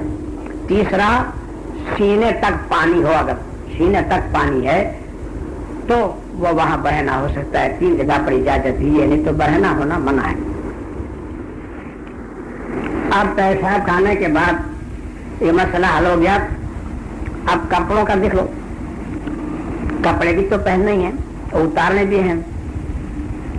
कुर्ता जो है ये 1 बालिश आस्तीन उसकी लंबी होनी चाहिए, 1 बालिश सुन्नत तरीका, और घुटने से नीचे हो आधी पिंडली तक, ये लंबाई इसकी कुर्ते की। तहमत पहनना सुन्नत है। हुजूर सल्लल्लाहु अलैहि वसल्लम ने पूरी जिंदगी तहमत पहनी है। सहाबा किराम रज़ी अल्लाह तआला ने इजार पहनी और कहा यसन हमने ये पहना, बोले बहुत अच्छा है, इसमें 70 और ज्यादा हिफाजत है। हुजूर सल्लल्लाहु अलैहि वसल्लम ने इजार नहीं पहनी, सहाबा किराम ने पहनी, तो वो सहाबा किराम की सुन्नत है, ये हुजूर की सुन्नत है। मगर तहमत वो पहने जिनकी 70 औरत न खुले। पेशाब खाने में आप जाएं उस वक्त भी आपके घुटने से ऊपर लुंगी नहीं होनी चाहिए। अगर लुंगी ऊपर हो गई तो आपको लुंगी पहनना हराम, आप लुंगी न पहने। लुंगी और इजार के नीचे चड्डी पहनते हैं, वो भी मना है। इसलिए मना है कि ये चड्डी जो है उसके लिए खतरा है। क्या खतरा है? अपने दोस्तों के सामने, माँ बहनों के सामने भी कभी कपड़े उतार के दूसरा पहनता है, चड्डी तो पहनी हुई है, हालांकि तेरे घुटना जो है वो 70 औरत में गिनती है, उसका दिखना हराम है, और उसकी एहतियात नहीं रखता, इसलिए चड्डी को मना लिखा है। सोने में भी तहमत पहनने वाले की तहमत हटनी नहीं चाहिए। किस तरह से अगर उसके सोना है तब तो तहमत पहने, एक तो सोने में तहमत तो सर पे पड़ी है और खुद नंगा पड़ा हुआ है, तो ऐसे को तहमत पहनना हराम है, सुन्नत नहीं है। सुन्नत तो उस वक्त होगी जब सुन्नत के दायरे में उसकी हिफाजत भी हो, तब तहमत हो या कुर्ता हो या अचकन हो या कोट हो, ये सब, या जूता हो, बैठे बैठे पहनना सुन्नत। और फिर पहन के फिर खड़े होकर नाड़ी बांधो या बटन बटन लगाओ, मगर बैठे बैठे पहनना सुन्नत। सुन्नत में तरीका ये है कि पहले सीधा हाथ डाले फिर उल्टा हाथ, पैर की जो चीज है तो पहले सीधा पैर डाले फिर उल्टा पैर उसमें डाले। जूते पहने में भी पहला सीधा पैर पहने फिर उल्टा पैर पहने। इसमें जो नमाजी हैं, मसले वसाइल से वाकिफ है, वो जूते पहनने में लग जाता है। जब मस्जिद से निकलते हैं तो निकालने का पैर ऊपर उल्टा पैर है, और पहनने का हुक्म है पहला सीधा पैर का जूते में। अब जूते दोनों पड़े हैं और बड़ी कंपनी के हैं, बहुत बढ़िया हैं। अब जूते पे पैर रखेगा तो जूता खराब हो जाएगा, तो लिहाजा जूते के अंदर पैर डाल देता है, समझे? आधा पैर डालते हैं, पूरा नहीं डालता, आधा डालते हैं, और फिर सीधा पैर पूरा डाल के फिर उसको पहनते हैं। ये गलत तरीका है, उसको ऊपर ही रखो, जूते खराब होते हैं। चाहे चूल्हे में सुन्नत क्यों जाए हमारी जी, उसको जूते के ऊपर पैर रखो और फिर सीधे पैर में जूता पहन के फिर उसको पहनो, समझा? ये सुन्नत तरीका है।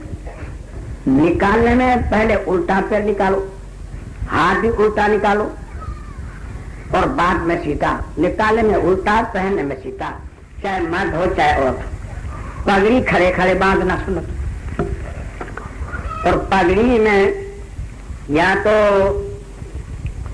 7 हाथ होनी चाहिए कम से कम, या 12 हाथ। 7 हाथ से कम है तभी मकरू, और 12 हाथ से लंबी है तभी मकरू। पगड़ी का मिकदार तो बताया गया है। शिमाइल तिरमिज़ी सफ़ा नंबर 91 पर लिखा है,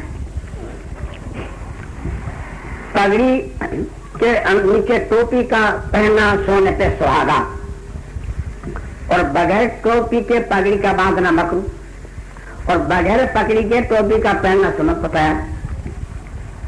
कुछ मोहतरम मौलवी साहब होते हैं रुमाल रखते हैं और रुमाल को जुम्मे के दिन पगड़ी बना लेते हैं, तो ये से धरती नहीं चलेगा, ये पगड़ी में गिनती नहीं होगी। पगड़ी का मिकदार पगड़ी के हिसाब से तो पगड़ी हो, नहीं तो टोपी से नमाज हो जाती, फिर पगड़ी की क्या जरूरत पड़ती। पगड़ी को सिराने रख के सोना मना, पगड़ी को चूतर के नीचे देकर ऊपर बैठना मना, पगड़ी को जैसा बांधा है खड़े खड़े ऐसे है उसको खोलना भी सुन्नत, खोल के उतारना सुन्नत। आज धूप से आया उतार के फेंकना भी मना, फेंकना भी मना। रेशम पहनना मना, बच्चों को पहनाना भी मना, लड़कों को, लड़कियां और औरतें पहन सकती हैं, उसके लिए उसको मना नहीं, उसको अल्लाह ने इजाजत देती है, शरीयत में जायज है उनके लिए, मर्दों के लिए नहीं है, समझा। अब हजामत का मसला सुन लीजिए। हजामत में 40 दिन के अंदर हजामत का कराना सुन्नत, और हर हफ्ते में एक मर्तबा हजामत कराना मुस्तहब। 40 दिन के बाद मकरूह, चाहे नाक के बाल हो, चाहे चेहरा हो, चाहे नाखून हो, कुछ भी हो।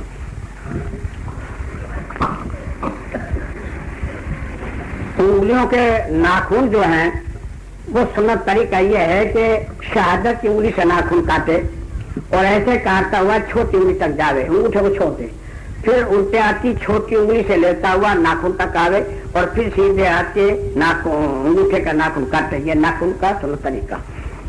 पैर के नाखून उतारने का सुन्नत तरीका ये है कि सीधे पैर की छोटी उंगली से लेता हुआ अंगूठे तक जावे और उल्टे पैर का अंगूठे से लेता हुआ छोटी उंगली तक जावे। नाखून काटने का भी वही सुन्नत तरीका है, समझा। और इसी तरह खिलाल का भी वही सुन्नत तरीका है, समझा। इस तरह से करें।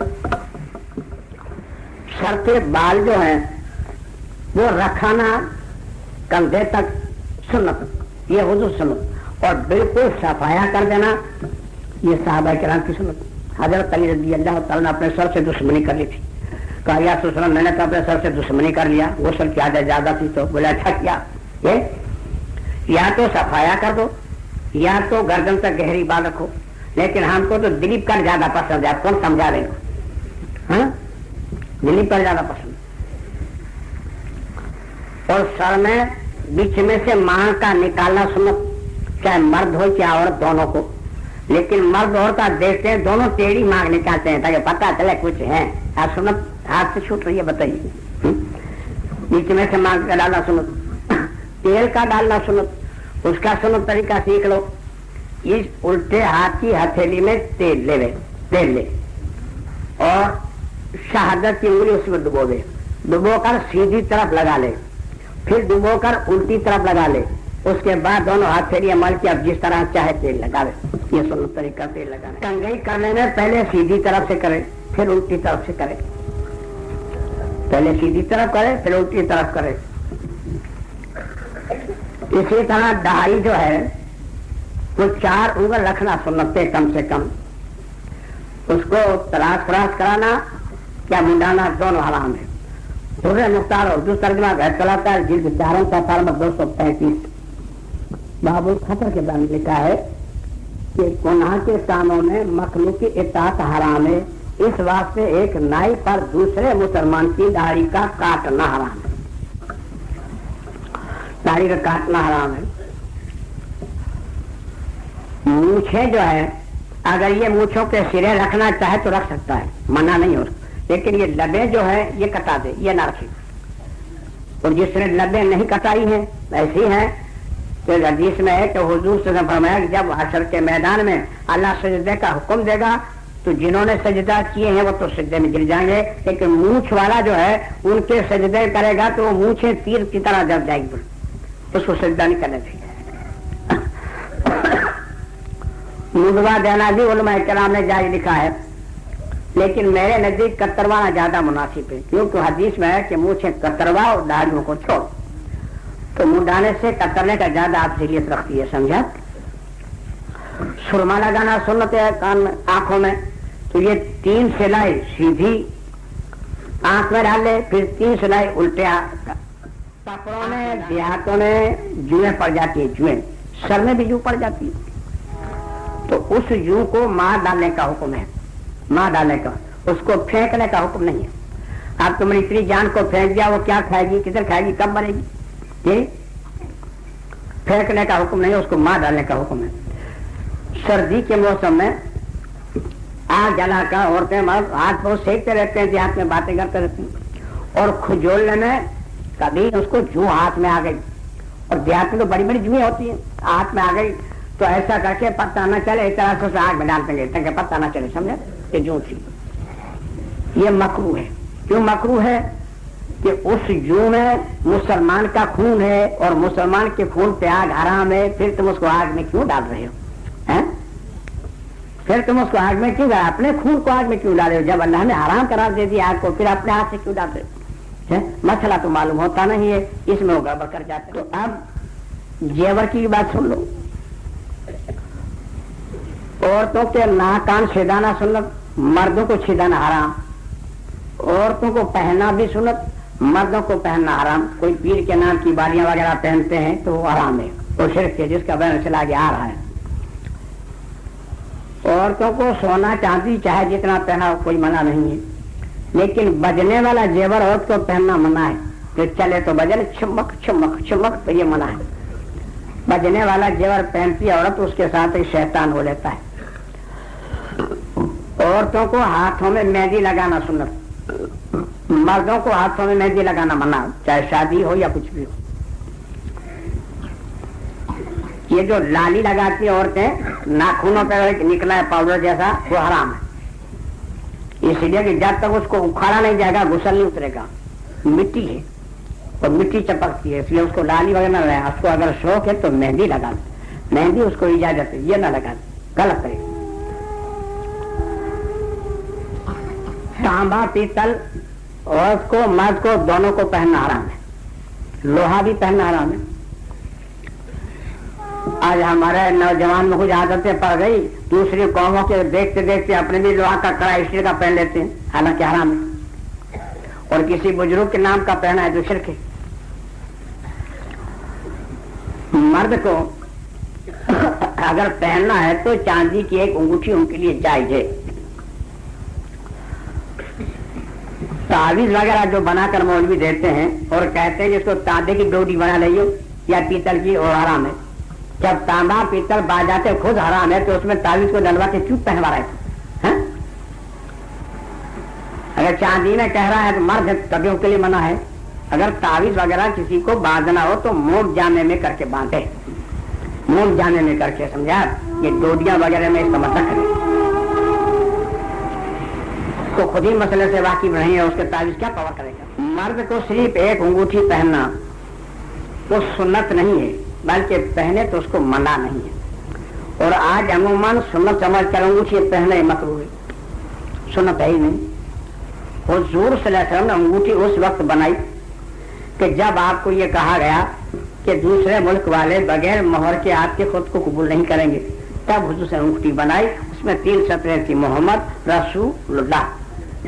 और हुजूर सल्लल्लाहु के हाथ में अंगूठी मुबारक थी, और अबू बकर सिद्दीक रज़ियल्लाहु ताला अन्हु के हाथ में अंगूठी नहीं थी। जब हुजूर से वफात हो गए तो वो अंगूठी अबू बकर सिद्दीक रज़ियल्लाहु ताला अन्हु के हाथ में आई। अबू बकर सिद्दीक रज़ियल्लाहु ताला अंगूठी पहनी, और हज़रत उमर खत्ताब रज़ियल्लाहु ताला के हाथ में अंगूठी नहीं थी। जब आप वफात हो गए तो ये अंगूठी आपके हाथ में चली गई। अगर सुन्नत होती तो पहले से ही अंगूठी होती सबके हाथ में, मगर नहीं थी। दुर्रे मुख्तार उर्दू तर्जमा जिल्द 4 सफ़ा नंबर 207 पर बात लिखिए कि 3 आदमियों को अंगूठी पहनना सुन्नत है। एक तो बादशाह को, बादशाह वक्त को, क्योंकि उसको मोहर लगानी पड़ती है।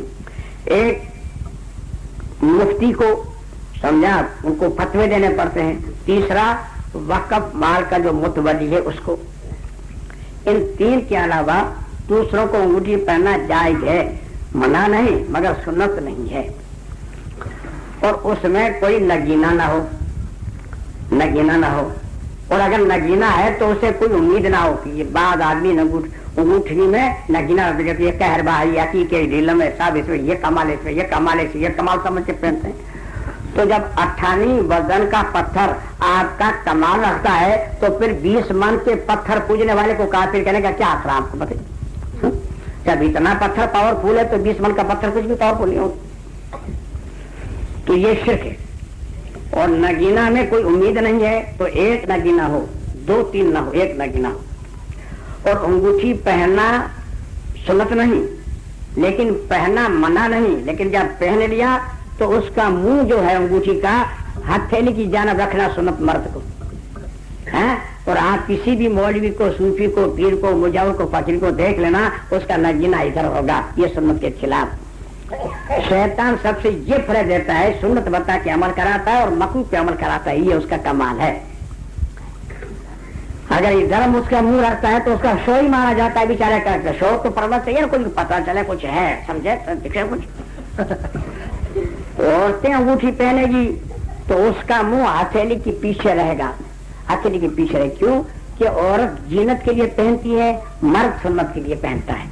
तो मर्द का नगीना इधर रहेगा, औरत का नगीना इधर रहेगा।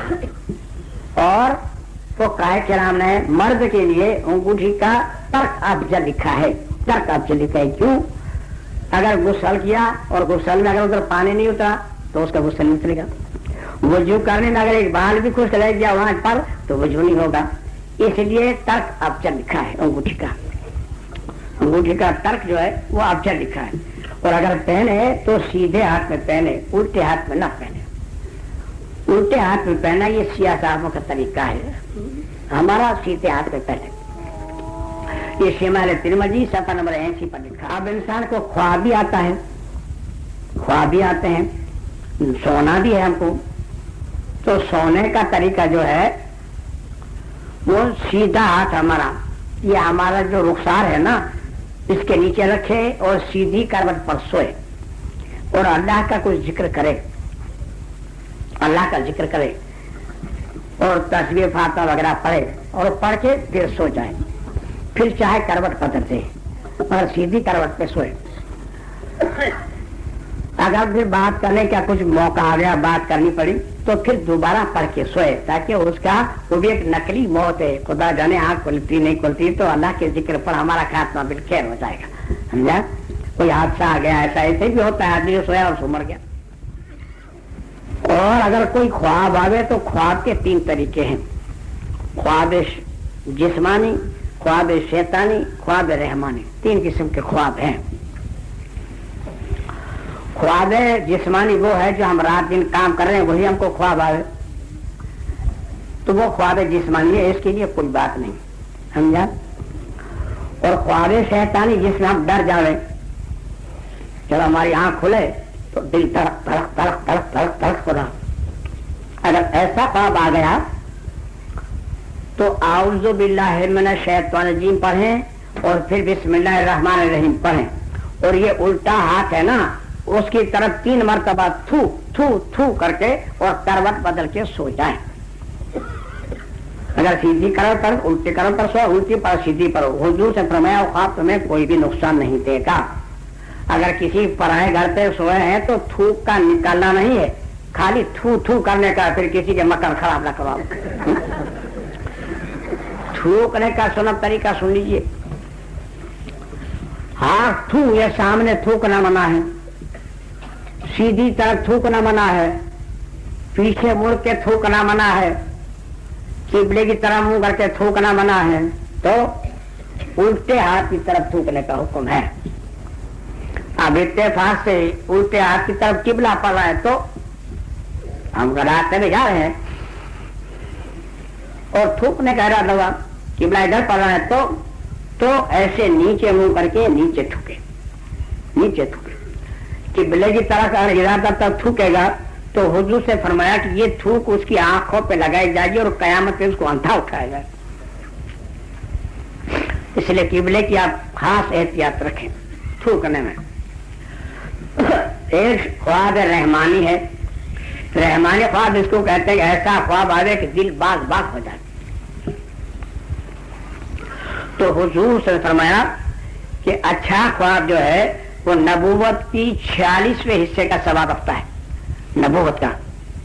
وہ کسی سے کہیں نہیں آپ، اور کہیں تو ایسے آدمی سے کہیں جو اس کا کوئی مقصد اچھا بیان کرے، نہیں تو کسی سے نہ کہیں. یہ اچھے خواب جو ہیں الحمدللہ ترقی کے باعث ہیں، یہ آپ کی ترقی کا اسباب ہے جو پہلے سے آپ کو روشن ہو رہا ہے. سمجھا؟ چلیے آپ ایک سنت عوام میں روز مرہ کی ہماری ہوتی ہے، وہ سن لیجیے. قرآن کریم کے 5ویں پارے میں سورہ نساء کے 11ویں رکوع میں 86 نمبر کی آیت ہے. وَإِذَا حُيِّيتُم بِتَحِيَّةٍ فَحَيُّوا بِأَحْسَنَ مِنْهَا أَوْ رُدُّوهَا. جب تمہیں کوئی سلام کرے تو تم اس سے بڑھ کر جواب دو، اگر بڑھ کر جواب نہیں دیتے تو اتنے الفاظ تو لوٹا دو جتنے کو اس نے کہے ہیں. اگر کوئی کہے کہ السلام علیکم تو جواب میں کو وعلیکم السلام ورحمۃ اللہ ہے. اگر کوئی کہے السلام علیکم ورحمۃ اللہ ہے تو جواب میں کو وعلیکم السلام ورحمۃ اللہ وبرکاتہ. اگر کوئی کہے گا السلام علیکم ورحمۃ اللہ وبرکاتہ تو جواب میں کو وعلیکم السلام ورحمۃ اللہ وبرکاتہ و مغفرت، یعنی بڑھ کر کہو. اور بڑھ کر نہیں کہتے تو اتنے الفاظ لوٹا دو جتنے کہ اس نے کہے. یہ قرآن کا حکم. سلام کا جواب صحیح مسلم شریف جلد پہلی صفحہ نمبر 12 حدیث نمبر 36 باب نمبر 20 کتاب الایمان میں لکھا ہے. دوسری کتاب ترمذی شریف جلد 2 صفحہ نمبر 110 حدیث نمبر 547 آداب کے بارے میں لکھا ہے. تیسری کتاب ابن ماجہ شریف صفحہ نمبر 43 حدیث نمبر 71 رائے اور قیاس کے بارے میں لکھا ہے. چوتھی کتاب مشکات شریف جلد 2 صفحہ نمبر 680 حدیث نمبر 4407 کے بارے میں لکھا ہے. پانچویں کتاب مزارہ کی جلد 4 صفحہ نمبر 46 سلام کے بارے میں لکھا ہے. راوی حضرت ابو ہریرہ رضی اللہ تعالیٰ عنہ فرماتے ہیں کہ حضور سے فرمایا کہ تم اس وقت تک جنت میں نہیں جاؤ گے جب تک ایماندار نہیں بنو گے، اور اس وقت تک ایماندار نہیں بنو گے جب تک آپس میں محبت نہیں کرو گے. تو کیا میں تم کو محبت کا طریقہ بتا دوں؟ تو صحابہ کرام رضی اللہ تعالیٰ فرمایا یہ اکثر ضرور بتا دیجیے. تو حضور سے فرمایا تم سلام کرو اور سلام کا جواب دو. جب تم سلام کرو گے اور سلام کا جواب دو گے تو محبت والے مانے جاؤ گے، محبت والے مانے جاؤ گے تو ایمان والے سمجھے جاؤ گے، ایمان والے سمجھے جاؤ گے تو جنت کے حقدار ہو جاؤ گے. سلام کرنا محمد صلی اللہ علیہ وسلم کا حکم. جواب ہدایہ جلد 4 صفحہ نمبر 345 قرأت کے بارے میں لکھا ہے کہ سلام کرنا سنت اور جواب دینا واجب. کچھ محترم ہمارے ہندوستان میں ایسے بھی ہیں نہ سلام کرتے ہیں نہ سلام کا جواب دیتے ہیں. نام رکھ لیا اپنا سنت والجماعت. کون سمجھاوے اس کو جی؟ ان کو ان کے مولویوں نے یہ سمجھا ہے کہ ان وہابیوں کو سلام بھی مت کرو اور سلام کا جواب بھی مت دو نہیں تو تمہاری نکاح ٹوٹ جائے گی. ایسے کچے مولویوں سے نکاح مت پڑھاؤ بھائی میرے، پکے مولویوں سے پڑھاؤ. سمجھا؟ اب سلام کرنے سے جواب دینے سے نکاح ٹوٹ جائے. حالانکہ قرآن کا حکم سلام کا جواب نہیں دینا کتنا خطرناک ہے اس کو سن لیجیے. تفسیر ابن کثیر پارہ 5 صفحہ نمبر 8-4 سورہ نساء کا 13واں رکوع 9-4 نمبر کی آیت کی تفسیر میں لکھا ہے حضور صلی اللہ علیہ وسلم نے محکم بن جسامہ کو لشکر دے کے بھیجا جگہ پر امیر بنا کر. جب یہ لشکر راستے میں جا رہا تھا تو حضرت عامر رضی اللہ تعالیٰ عنہ اپنے بال بچوں کو لے کر کہیں سے آ رہے تھے. وہ بھی مسلمان ہو چکے تھے، یہ بھی مسلمان ہو چکے تھے، مگر مسلمان نہیں ہونے سے پہلے ان لوگوں کی کوئی عداوت تھی.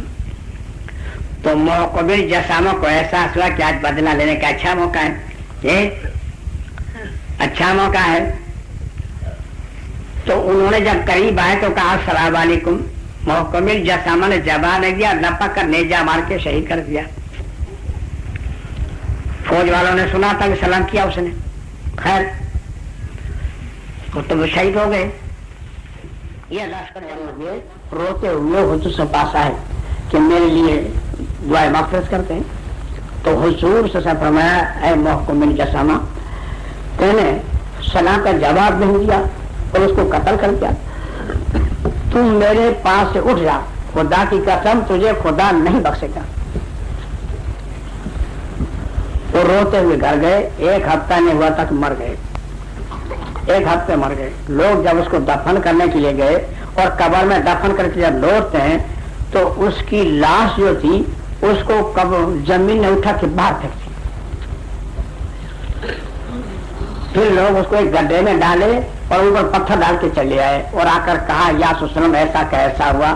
تو حضور سے فرمایا یہ زمین جو ہے برے سے برے لوگوں کو اپنے پیٹ میں رکھ لیتی ہے، لیکن ایک مسلمان کی بے حرمتی کرنے والے کی اللہ کے دربار میں کیا عظمت ہے، یہ دنیا کو دکھلانا تھا، اس لیے اس کی لاش کو اٹھا کے باہر پھینک دی اور اس پہ آیت کریمہ ہوتی ہے قرآن کریم کے 5 پارے سورہ نساء کے 13ویں رکوع میں 9-4 نمبر کی آیت ہے یا ایھا الذین آمنوا اذا ضربتم فی سبیل اللہ فتبینوا ولا تقولوا لمن القی الیکم السلام لست مؤمنا، اے ایمان والو جب تم اللہ کی راہ میں نکلو تو خوب تحقیق کر لیا کرو، اور جب تمہیں کوئی سلام کرے تو تم یہ نہ کہو کہ تم مسلمان نہیں ہے، تمہیں ان سے کیا مطلب، تم جواب دے دو وہ مسلمان ہے کہ نہیں ہے، چاہے وہابی ہے غیر مخلص ہے کچھ بھی ہے بدعتی ہے، جب تم کو سلام کر رہا ہے تو تم سلام کا جواب دے دو، جی یہ خدا کا حکم، تم یہ نہ کہو کہ تم مسلمان نہیں۔ ان آیتوں پر عبداللہ ابن عباس رضی اللہ تعالیٰ کا فتویٰ، تفسیر ابن کثیر پارہ 5 صفحہ نمبر 74-74 سورہ نساء کا 11واں رکوع اور 86 نمبر کی آیت کی تفسیر میں لکھا ہے۔ عبداللہ ابن عباس رضی اللہ فرماتے ہیں کہ مخلوق کے خدا نے سے تمہیں کوئی بھی سلام کرے تم اس کا جواب دو، کیونکہ جواب دینا خدا کا حکم ہے۔ ترمذی شریف جلد 2 صفحہ نمبر 257 حدیث نمبر 1154 اس کی حدیث کی شرح میں لکھا ہے کہ کوئی اگر اپنے طریقے پر تم کو سلام کرتا ہے، اپنے طریقے پر کوئی مذہب والا، تو کہو آلائے کا ما قلتا، جو تینے کہا وہ تیرے لیے ہے، اور اگر سلام کرتا ہے تو سلام کا جواب سلام ہی سے دینا پڑے گا۔ یہ سلام اتنا وسیع میدان رکھتا ہے کہ بات پوچھیے مت۔ آج پنجاب میں آپ جائیے، یو پی میں جائیے، سب پڑھے لکھے آتے ہوتے ہیں، اب آپ کے پاس کوئی غیر قوم کا آ گیا کیا اللہ السلام علیکم، اب آپ کیا کہو گے؟ گردن کھجو لگے، ہاں آئی ایسا بھائی تشریف بچے ہیں، وہ نہیں سمجھے گا کہ میرے کو وعلیکم السلام کہنے سے کٹ رہا ہے، کیا السلام علیکم سمجھتا ہے تو وعلیکم السلام ہی سمجھتا ہوں۔ اب جب آپ نے جواب نہیں دیا تو اس کے دل میں آپ کی کیا عظمت ہے بتائیے، اور اگر آپ نے کہہ دیا وعلیکم السلام آئی آج تشریف رکھیے تو اب اس کے دل میں کیا جگہ رہی ہے اس کا اندازہ لگائیے۔ حالانکہ ہمارے فقہاء کرام جو ہیں وہ یہ دین جوڑ کے لیے پیدا کیا گیا ہے، توڑ کے لیے نہیں۔ عین الہدایہ جلد 4 صفحہ نمبر 346 قرآن کے بیان میں لکھا ہے کہ یہودی، نصرانی، کافر، مشرک اگر مسلمان کو سلام کرے تو جواب دینے میں کوئی مذاکرہ نہیں ہے۔ دورہ مختار اردو ترجمہ غیرت الاوتار جلد 4 صفحہ نمبر 239 باب الخطر کے بیان میں لکھا ہے کہ یہودی، نصرانی، کافر، مشرک اگر مسلمان کو سلام کرے تو جواب دینے میں کوئی مذاکرہ نہیں ہے۔ یعنی سلام کا مطلب یہ ہے السلام علیکم اللہ تیرے پر رحم کرے، ہم نے کہہ دیا وعلیکم السلام اللہ تیرے پر رحم کرے، اگر آپ کے یہ الفاظ اللہ کو پسند آ گئے اور قبول ہو گئے اور اللہ تعالیٰ نے اس کو اس سلام سے نواز دیا تو ہم کو کون سی کھوٹ کی بتائیے، اور اگر اس پر اللہ نے نہ نوازا تبھی قرآن کا تو آپ کا عمل ہو ہی گیا، دونوں طرف سے آپ کو کامیابی پھر کیوں نہیں۔ اسلام بڑا وسیع میدان رکھتا ہے، سمجھے، کوئی تنگ جگہ نہیں ہے، اسلام بہت وسیع میدان۔ چھوٹا بڑے کو سلام کرے، اگر بڑے کا خیال پر یا چھوٹے کا خیال نہیں ہے تو بڑا بھی چھوٹے کو سلام کرے۔ مرد عورت کو سلام نہ کرے، پرائی عورت کو، پرائی عورتوں کو جس سے اس کا پردہ ہے، عورت اگر اس کو سلام کر دیا تو اس کا جواب بھی آہستہ سے نرمی سے دبی زبان سے دے، ادانا دکھاوے وعلیکم السلام، ایسے نخرے نہ دکھاوے، سمجھا، غلط طریقہ۔ عورت کو سلام کرنے کا تو حکم نہیں ہے، اگر عورت نے اتفاق سے سلام کر لیا تو اس کا جواب دبی زبان سے دے، نخرے نہ بتاوے، سمجھا۔ تھوڑے آدمی زیادہ آدمی کو سلام کرے، بیٹھنے والے کو چلنے والا سلام کرے، ایک رفتار والا کم رفتار والے کو سلام کرے، ایک پیدل جانا ایک سائیکل والا پیدل کو سلام کرے، ایک سائیکل والا ایک موٹر سائیکل والا تو موٹر سائیکل والا سائیکل والے کو سلام کرے، یعنی تیز رفتار والا کم رفتار والے کو سلام کرے۔ हाँ, अगर उसका ध्यान नहीं है तो सलाम करे अलग बात है। हाथ उठाने का हुक्म सलाम में नहीं है, लेकिन हाथ इसे उठाया जाता है कि जरा दूर हो तो उसको पता चले कि ये सलाम कर रहा है, समझे? इसलिए तो हमारा हाथ का उठाना ये है, अंग्रेज का हाथ उठाना ये है। तो ऐसे सलाम न करे बल्कि ऐसे सलाम। बाद आधा बदल आधा से कुछ नतीजा नहीं निकलता। मुसलमान होते ही चल रहा, आप जाइए हैदराबाद अल्लाह जी आधा बता आधा क्या पता आधा सलाम कर। ये सब नवाबों के रस्म में निकाली हुई है, समझे? शरीयत के से नहीं है, नवाबों का रस्म में निकाली हुई सब नवाबों के तरीके। अगर बैठे हुए आदमी कोई मेहमान चला आ रहा है तो मेहमान पे सलाम कहा के हम खड़े होकर समझे सलाम वालेकुम, ये गलत तरीका, सुन्नत के खिलाफ। सुन्नत उस पर है, हम बैठे हुए हैं, हम खड़े नहीं होंगे। जब हुजूर से साहबा किराम खड़े नहीं होंगे हम क्या खड़े होंगे? अब उसमें 10 आदमी आ रहे हैं, इधर 5 आदमी बैठे हुए हैं, उसमें से एक आदमी ने कहा सलाम वालेकुम तो 10 की तरफ से अदा हुई। अब हर एक आदमी को सलाम वालेकुम सलाम करने की जरूरत नहीं। ये 5-10 आदमी बैठे, इसमें से एक आदमी ने कहा वालेकुम सलाम तो सबकी तरफ से अदा हुई। अगर आने वाले ने ये कहा अस्सलाम वालेकुम हक्कानी साहब, तो अब हक्कानी साहब के पास भले 100 आदमी बैठे हुए हैं, वो 100 अगर कहने वालों को सलाम तो वाजिब अदा नहीं होगा। हक्कानी साहब को खुद को कहना पड़ेगा वालेकुम सलाम, क्योंकि नाम देके कहा है, इसलिए उसी को वालेकुम सलाम कहना पड़ेगा, समझा? इधर से 4 आदमी आ रहे हैं, इधर से 6 आदमी आ रहे हैं, तो थोड़े आदमी ज्यादा आदमी को सलाम करें। अगर दोनों बराबर हैं, इधर से 10 आदमी इधर से 10 आदमी, तो इधर जिसने पहले सलाम कर ली वो हो गया, अब बाद में वालेकुम सलाम करें। हर एक को सलाम वालेकुम सलाम करने की जरूरत नहीं, एक जमात में से कह दे और एक इधर जमात में से अदा हुई। अगर जल्दी में ये हो गया अस्सलाम वालेकुम, उसने भी कह दिया अस्सलाम वालेकुम, तो आप उसको दोहराने की जरूरत नहीं है, दोनों की अदा हो गई। बीवी को भी सलाम करो, अपने बच्चों को भी सलाम करो, माँ बाप को सलाम करो, बीवी को सलाम करो। लेकिन हम अगर बीवी को सलाम वालेकुम करें और हमारी अम्मी सुन ले, ओह कयामत आ गई, अरे बू मेरा लड़का तो डुबा हो गया, बीवी को कहता है सलाम वालेकुम, मैं कहीं पत्थर जनती तो कपड़े धोने में काम आता, अब क्या करूँगा? तो बुरा मान रही। हालांकि सुन्नत को हकीर समझने वाला इस्लाम से खारिज हो जाता है। दुर्रे मुख्तार उर्दू चढ़ना घर चलता जिद्दत अली सफा नंबर 316 पर लिखा है। दूसरी किताब फतवा मेरी जिद्दत अली सफा 56 पर लिखा है। तीसरी किताब बैनुल हिदायत जिद्दत अली सफा 541 पर लिखा है। चौथी किताब तफसीर मुहिब्बुर रहमान पारा 30वां सफा नंबर 784 पर लिखा है कि छोटे से छोटी सुन्नत को अगर हक समझ कर तरक करता है तो गुनहगार है, हकीर समझेगा तो काफिर हो जाएगा।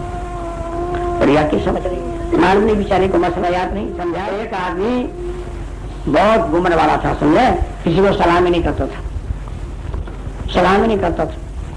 एक मरतबा सलाम के फजील सुने तो 40 साल के बाद उसको एहसास हुआ कि अब मैं सलाम करूंगा, नहीं अब सलाम करूंगा। सुबह में जब निकला 10 बजे ना धोके तो एक आदमी आया सामने, तो उसने कहा अस्सलाम वालेकुम, तो उसने कहा राम राम। बोले 40 साल के बाद सलाम की फिर राम नहीं मिला। अब कुछ मोहतरम ऐसे भी हैं, ये दाढ़ी वाले जो हैं ये तो सलाम करते ही नहीं, अपने को सलाम करो तो हिसाब जमे, कुछ सलाम करते ही नहीं।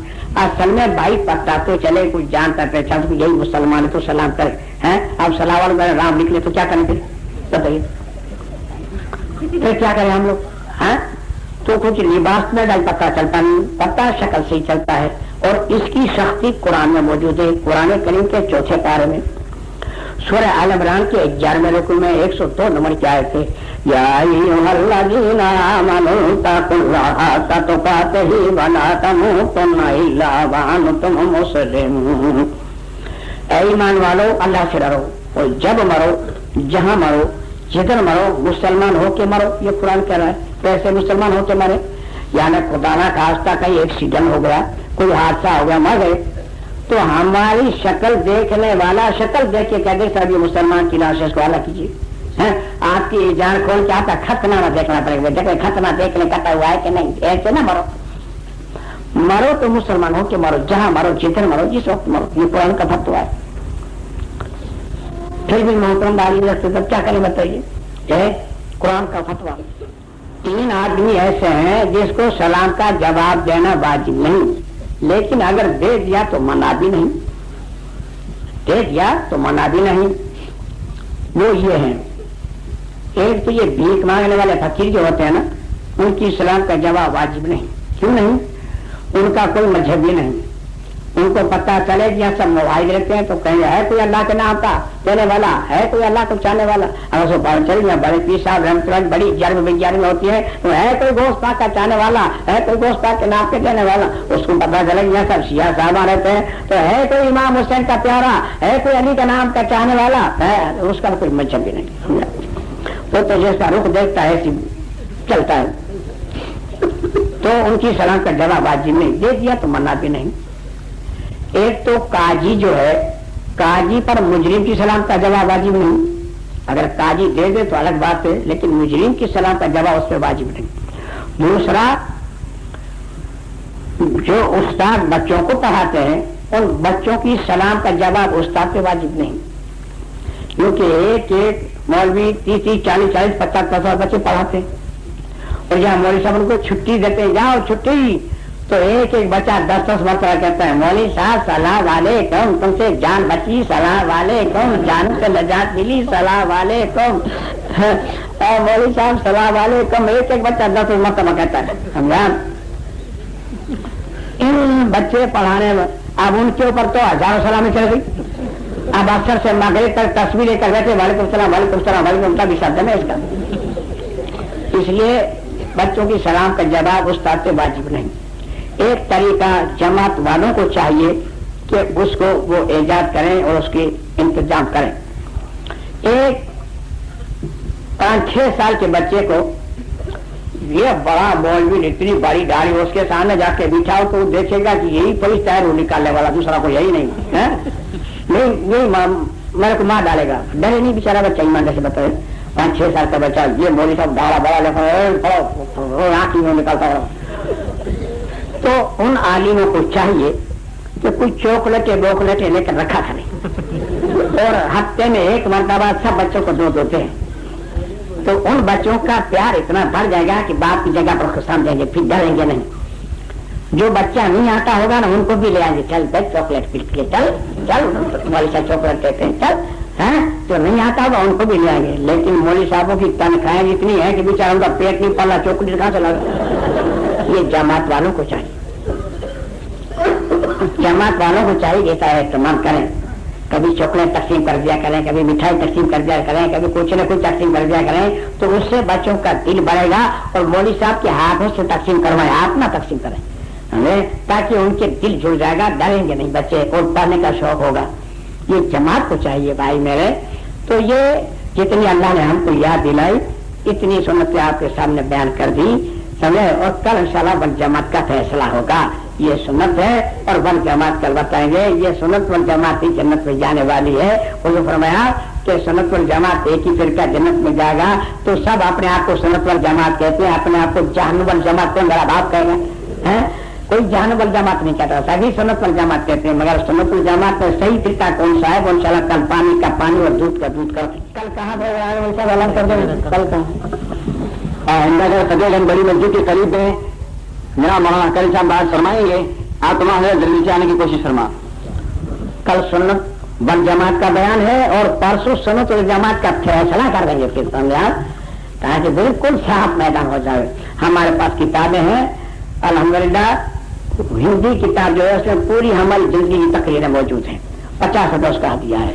4 किताबें दूसरी उर्दू में है, 2 उर्दू में 2-2 रुपए वाली है, एक उर्दू में 5 रुपए वाली है और एक उर्दू में 15 रुपए वाली है। ये सब मसलक अहले हदीस को रद्द किया है उसने। ये मसलक अहले हदीस उनके जवाब नहीं।